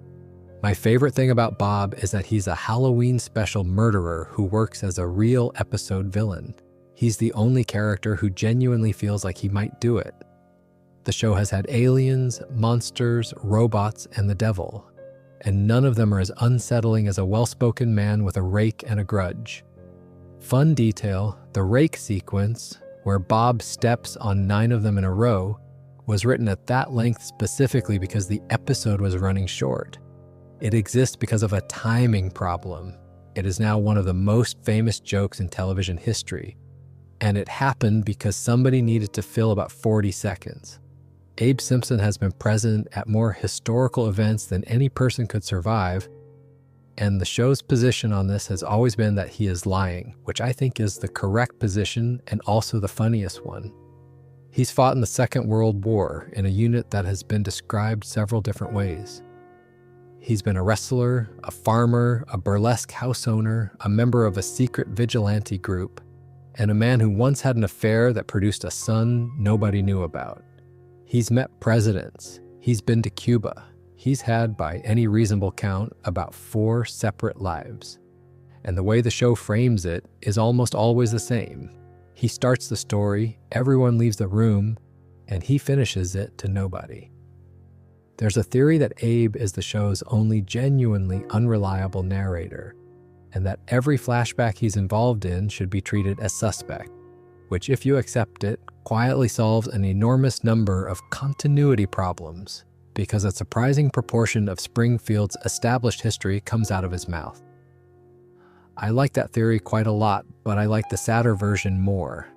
The sadder version is that Abe isn't lying to impress anyone. He's talking because he's been left in a home and nobody visits, and the stories are the only currency he's got. The show is remarkably unsparing about this. The retirement castle is a genuinely grim institution. The residents are neglected. Abe writes letters that nobody reads.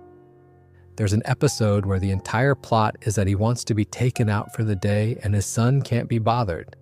And it's played for laughs right up until the point where it isn't. And there's the money one, which is the bleakest joke in the whole character. Abe had savings. He gave them to Homer for the house.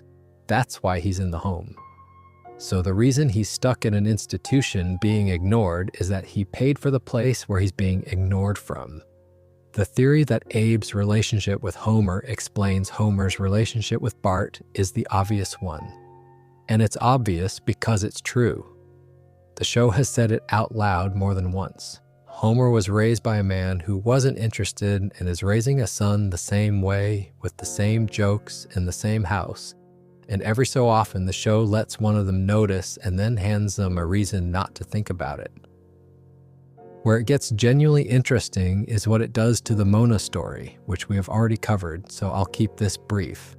Abe lied to a child about his mother being dead for decades, and he did it while sitting on the truth about who had driven her away. The theory that Abe is the person who broke this family, not Burns, not the town, Abe, through a series of small cowardices is one I find harder to argue against every time I rewatch it.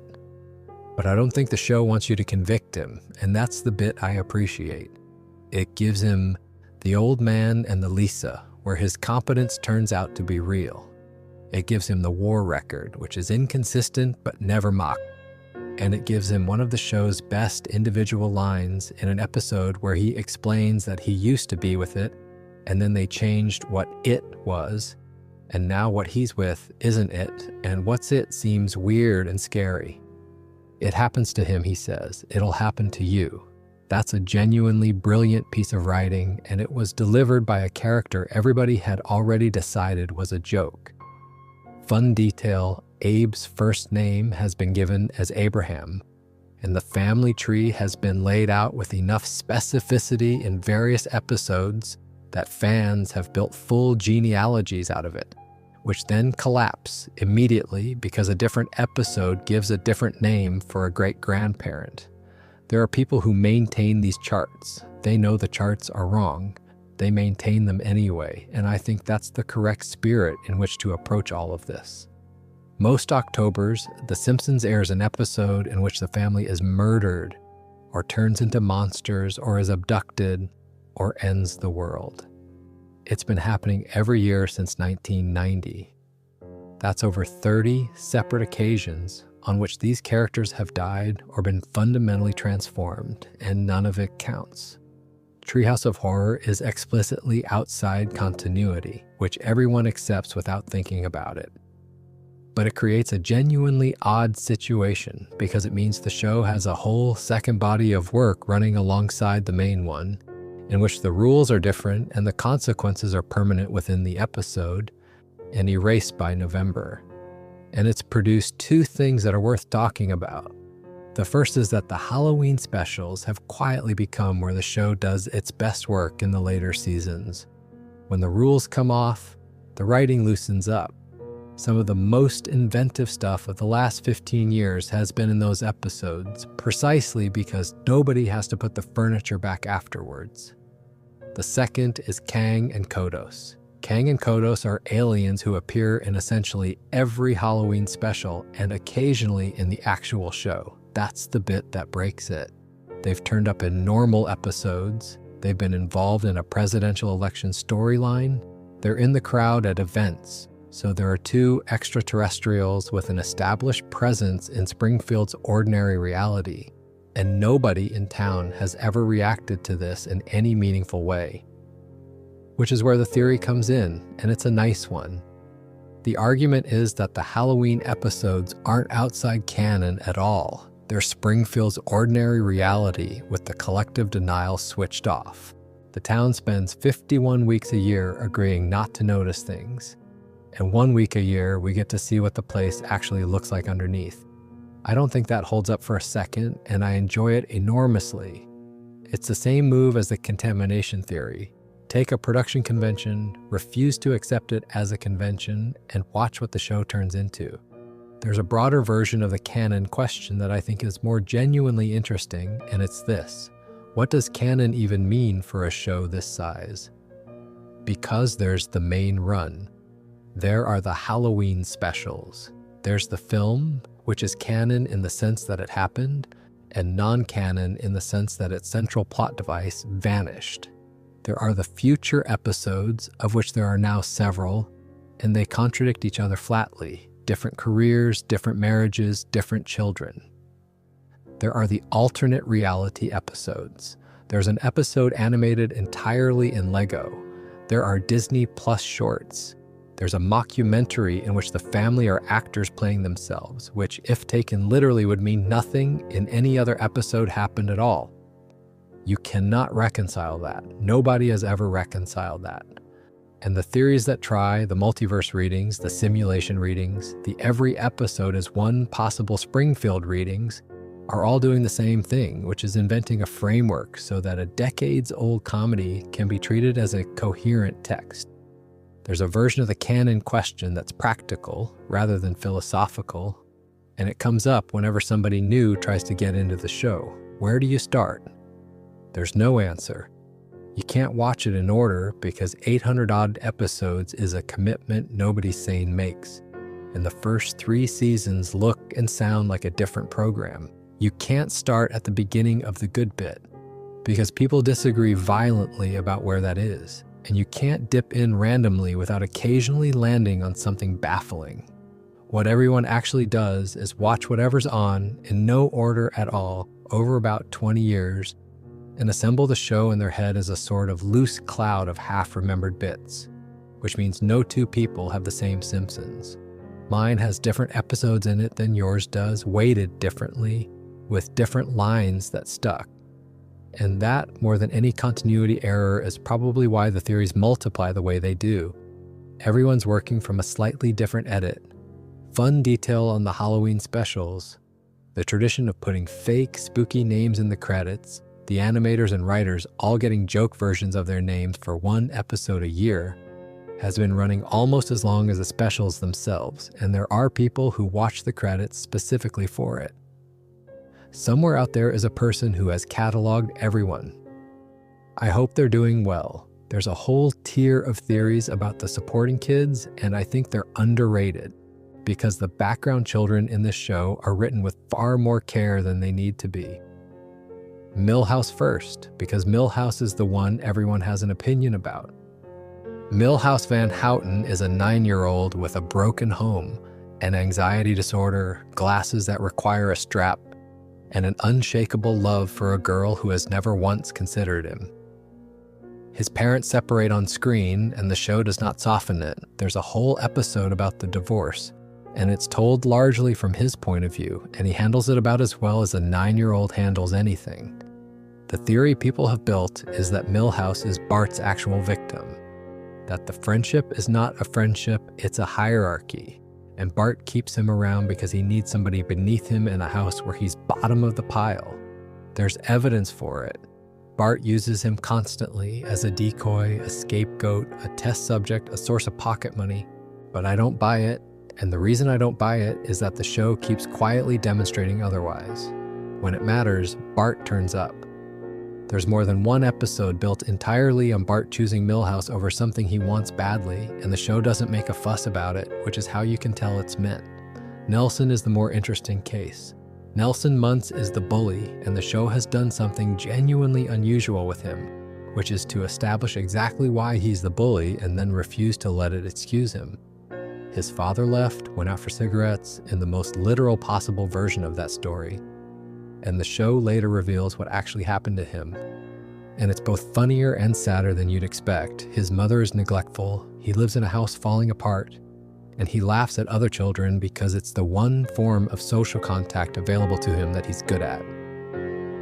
There's an episode where he dates Lisa, and it's better than it has any right to be, and the reason it works is that both of them are correct. She can see what he could be, and he can see that he isn't going to be it.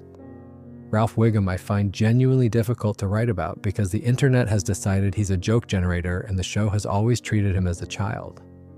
The theory about Ralph is that he isn't stupid, he's neglected, that he's a boy with an absent, negligent father who has never had a single adult explain anything to him properly, and that what reads as nonsense is a child assembling the world from fragments with no help. His lines are strange because nobody's ever corrected him. And the show supports this. The Valentine's Day episode where Lisa gives him a card out of pity and he attaches his entire emotional life to it and then has his heart broken on television. is the single most uncomfortable thing in the series, and it's uncomfortable because it's played completely straight. He chooses her, and she picks him because she felt sorry for him. And he knows, and the show lets you watch him work it out. That's not a joke character, that's a kid. Then there's Apu, and I'm going to handle this one plainly because it deserves it rather than a theory. Apu was, for a long time, one of the most fully developed supporting characters in the series, a doctorate, a backstory, an arranged marriage that turned into a genuine one, 8 children, and a work ethic the show treated with real respect. He was also voiced by a white actor doing an accent, and in the late 2010s that became the subject of a serious public conversation, largely driven by a documentary made by a comedian who'd grown up with the character. The show's initial response was defensive and went down badly. Hank Azaria stepped away from the role in 2020, and the production subsequently changed its general policy on non-white characters being voiced by white actors, with several parts recast. Apu has largely been absent since, and there's a version of that story where the character was well-loved and a version where the character was a problem, and both of those are true at once, which is usually how these things go. The broader point about the Springfield children, and the reason I wanted a section on them, is that a comedy did not need to do any of this. Nobody required the Simpsons to give the bully a reason, or the sidekick a divorce, or the funny kid a neglectful father. Those choices were made by writers who apparently could not help themselves, in a show where nobody would have complained if the bully had just been a bully. Fun detail, Nelson's laugh was, by most accounts, built out of a shorter noise in the script that the actor extended, and it's now one of about 4 sounds from this show that are recognizable to people who've never seen it.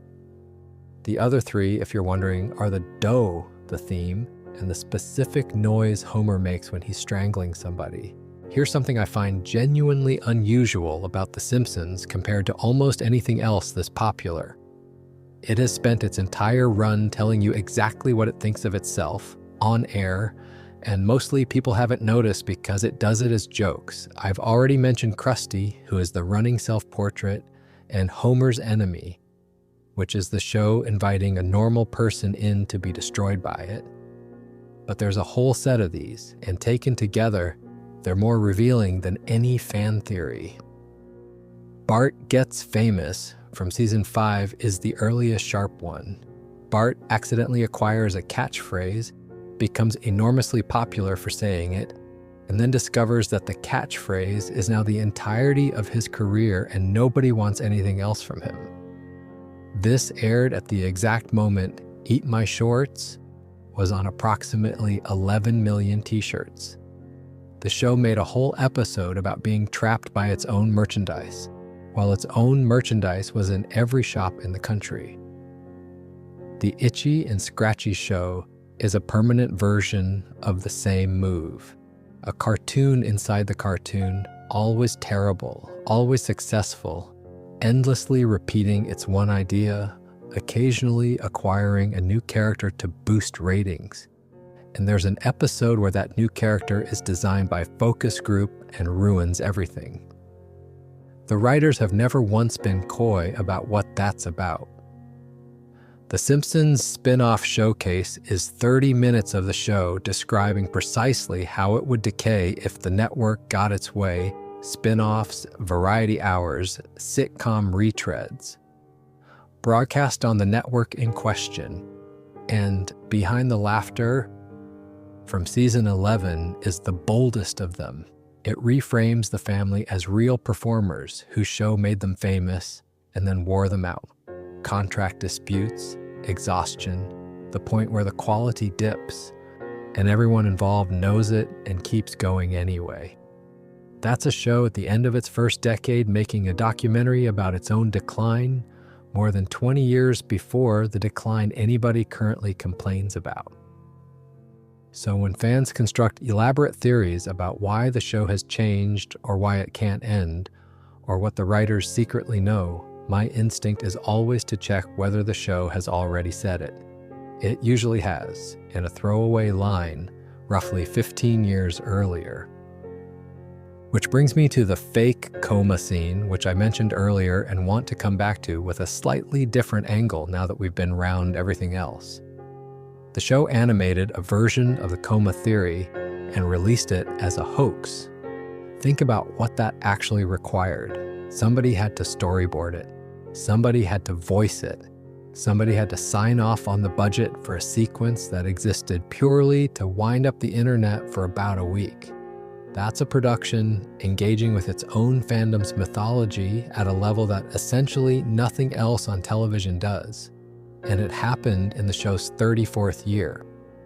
Whatever you think about the later seasons, and I've been fairly gentle about them tonight, more gentle than most, that is not the behavior of a room that stopped caring. There's a final piece of this that I think about a lot, and it's the writer's general attitude to being asked. Every showrunner who's ever been interviewed about a fan theory has said essentially the same thing, in the same slightly amused tone. No, it isn't true. We didn't plan that. We needed a joke that week. And every time, the fandom decides the denial is suspicious, which is, when you think about it, exactly the dynamic the show has been satirizing the whole time. A community presented with a plain, boring, true explanation, deciding collectively that they prefer the other one.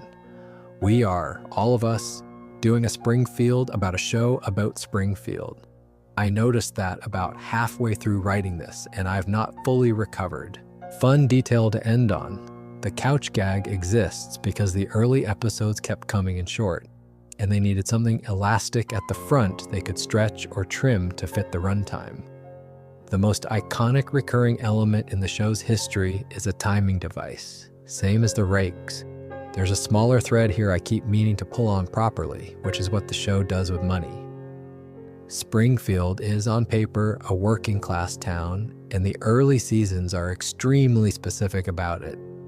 The first ever episode is about Homer not being able to afford Christmas. There are episodes about being turned down for credit, about a second job, about the humiliation of asking for help. That texture is real, and it's one of the things that made the show land in the first place. And then the show got rich, and so quietly did the family. Not officially, nobody ever gave Homer a raise on screen, but the holidays started happening, and the equipment started appearing, and the house acquired things that a nuclear plant technician on a demoted salary is not buying.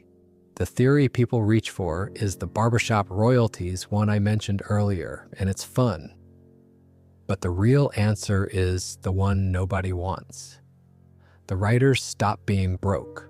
A room full of people in their 20s writing about not affording things becomes, 20 years later, a room full of people who can afford things, and the anxieties in the scripts move accordingly, which is, when you line it up next to everything else, another version of the same pattern we've been circling all night. The show didn't change because something happened in Springfield. It changed because time passed for everyone except the people on screen. I want to do one more before the end, and it's not a theory about the show. It's a theory about us, and specifically about the fact that an enormous number of people put this program on to fall asleep to. You probably already know whether you're one of them. The pattern is well documented at this point. There's a real body of research on why people rewatch familiar television rather than starting something new. And the short version is that a story you already know asks nothing of you. There's no plot to track, no faces to learn, no decision about whether you're enjoying it. Your brain gets voices it recognizes and a room it can already picture, and it stops doing the work of paying attention. The Simpsons is close to the perfect object for this, and not by accident. The episodes are 22 minutes, which is short enough that nothing has time to become demanding. They resolve completely, so there's never a thread pulling you into the next one. The house doesn't change, the furniture moves around and sometimes even gets remodeled. The characters are in the same places doing the same things, and the show has spent 35 years refusing to let any of that develop, which, as we established earlier, is a business decision. But it turns out to have accidentally produced the most reliably comforting object on television. And the voices are a big part of it. There's a very small number of people doing an enormous number of those parts, and the result is that a Springfield crowd scene is 4 or 5 human beings talking to themselves. That gives the whole town a consistency you can hear without noticing. It sounds like one place because vocally it more or less is. There's a version of this observation that I find slightly melancholy, which is that a lot of people are falling asleep to a family that never changes because their own circumstances did. The show is the same as it was when they were 11. Nothing else is. That's a fairly heavy thing to hang on a cartoon, and I'm not sure it's wrong. But there's a lighter version too, and I think it's the truer one, which is that it's just pleasant. It's warm, it's funny, it's about people who mostly like each other. And it has a specific quality that very little modern television has, which is that nobody in it is trying to make you feel anything urgently. It's the opposite of most things competing for your attention. It doesn't want anything from you, which is why the theories are such a strange growth on top of it when you think about it. Here's a show designed structurally to be undemanding, and the audience has responded by building a 30-year research project around it. Somebody watched this to relax and ended up cross-referencing area codes. I'd argue those are the same instinct, actually. Both of them are about staying in a place. Watching it to fall asleep is staying in Springfield with the lights off. Building theories about it is staying in Springfield with a notepad. Nobody's trying to finish anything. Nobody wants a conclusion. You'd be genuinely upset if the show ended tomorrow and equally upset if someone proved the coma theory true, because in both cases, the thing you'd actually lose is the ability to keep going back. There's a specific detail here I'd point at as evidence. Disney put a permanent, always-on Simpsons channel on its streaming service, episodes running continuously, no selection required, no decisions to make. That's a product built for exactly this use, and it exists because enough people were already doing it manually. An entire streaming feature engineered around the fact that a large portion of the audience wants the show to be on rather than to watch it. I don't think there's anything sad about that. I think it's the natural endpoint of a piece of television that has been in people's houses for so long that it stopped being a program and started being a room. Fun detail, and it's my last one. The theme tune was written by Danny Elfman in about 2 days. And by his own account, he did it quickly and didn't think much of it at the time. It's now one of the most recognizable pieces of music written in the last 50 years. There's something quite pleasing about the fact that the sound millions of people fall asleep to every night was knocked out in a single day by a man who had other things on. There's one more thing I keep turning over, and then I'll leave you alone. Every theory we've been through tonight was built by somebody who watched an episode more carefully than they needed to. Nobody was paid for the coma theory. Nobody commissioned the spreadsheets of every stated distance in Springfield.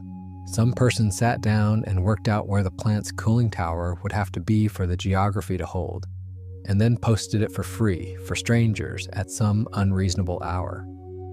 That's the actual subject of this video, if I'm honest, not the theories. The people who make them. And they've got plenty of runway left. The show passed its 800th episode in March 2024. It was a Skinner episode, which after everything we talked about earlier feels like somebody in that room having a laugh. It's been renewed out to a 40th season. There's a sequel to the film coming in 2027, so there is going to be more of this. More continuity errors, more background gags that somebody freeze frames at 2 a.m, more perfectly ordinary jokes that will accidentally come true in about 15 years and get screenshotted into the ground, none of which needs solving. That's the bit I'd leave you with. There's no answer at the bottom of any of this, and the ones that do have answers, the timeline, the geography, the predictions, have answers so practical that finding them out is a small disappointment. The theories aren't attempts to work something out. They're what happens when people love something for long enough that they start reading it like scripture. I've been doing this for 2 hours, and I've argued against roughly half the theories I've described, which probably makes me poor company at a Simpsons convention. But I don't think agreeing with them is the point. I think the point is that a cartoon about a man who is bad at his job has generated more close reading than most novels manage. and that's a genuinely lovely thing for a piece of television to have done. Anyway, there's more where this came from. The family backstory episodes on their own could fill another one of these, and I've barely touched Sideshow Bob or Krusty or the whole tangle of who exactly is related to whom in that town. But that's for another night. Thanks for staying up with me, or for not staying up, which is honestly the better outcome. Springfield will keep. It always does. One last thought, and then I'll genuinely stop. Of everything we've been through, the theory I'd most like to be true isn't the coma one, or the contamination one, or any of the elaborate ones with diagrams attached. It's the small one about the person who cracked the shooting on a news group in 1995 and vanished before anyone could find them. I like to think they know that somewhere there's a person in their 50s who gets asked at a party whether they've got any interesting stories, and who has sitting in their back pocket the fact that they once solved the most publicized mystery in television history and then let it go without collecting the prize. That's a better ending than any of the theories have, and it's the only one in this entire video that's definitely real. Sleep well.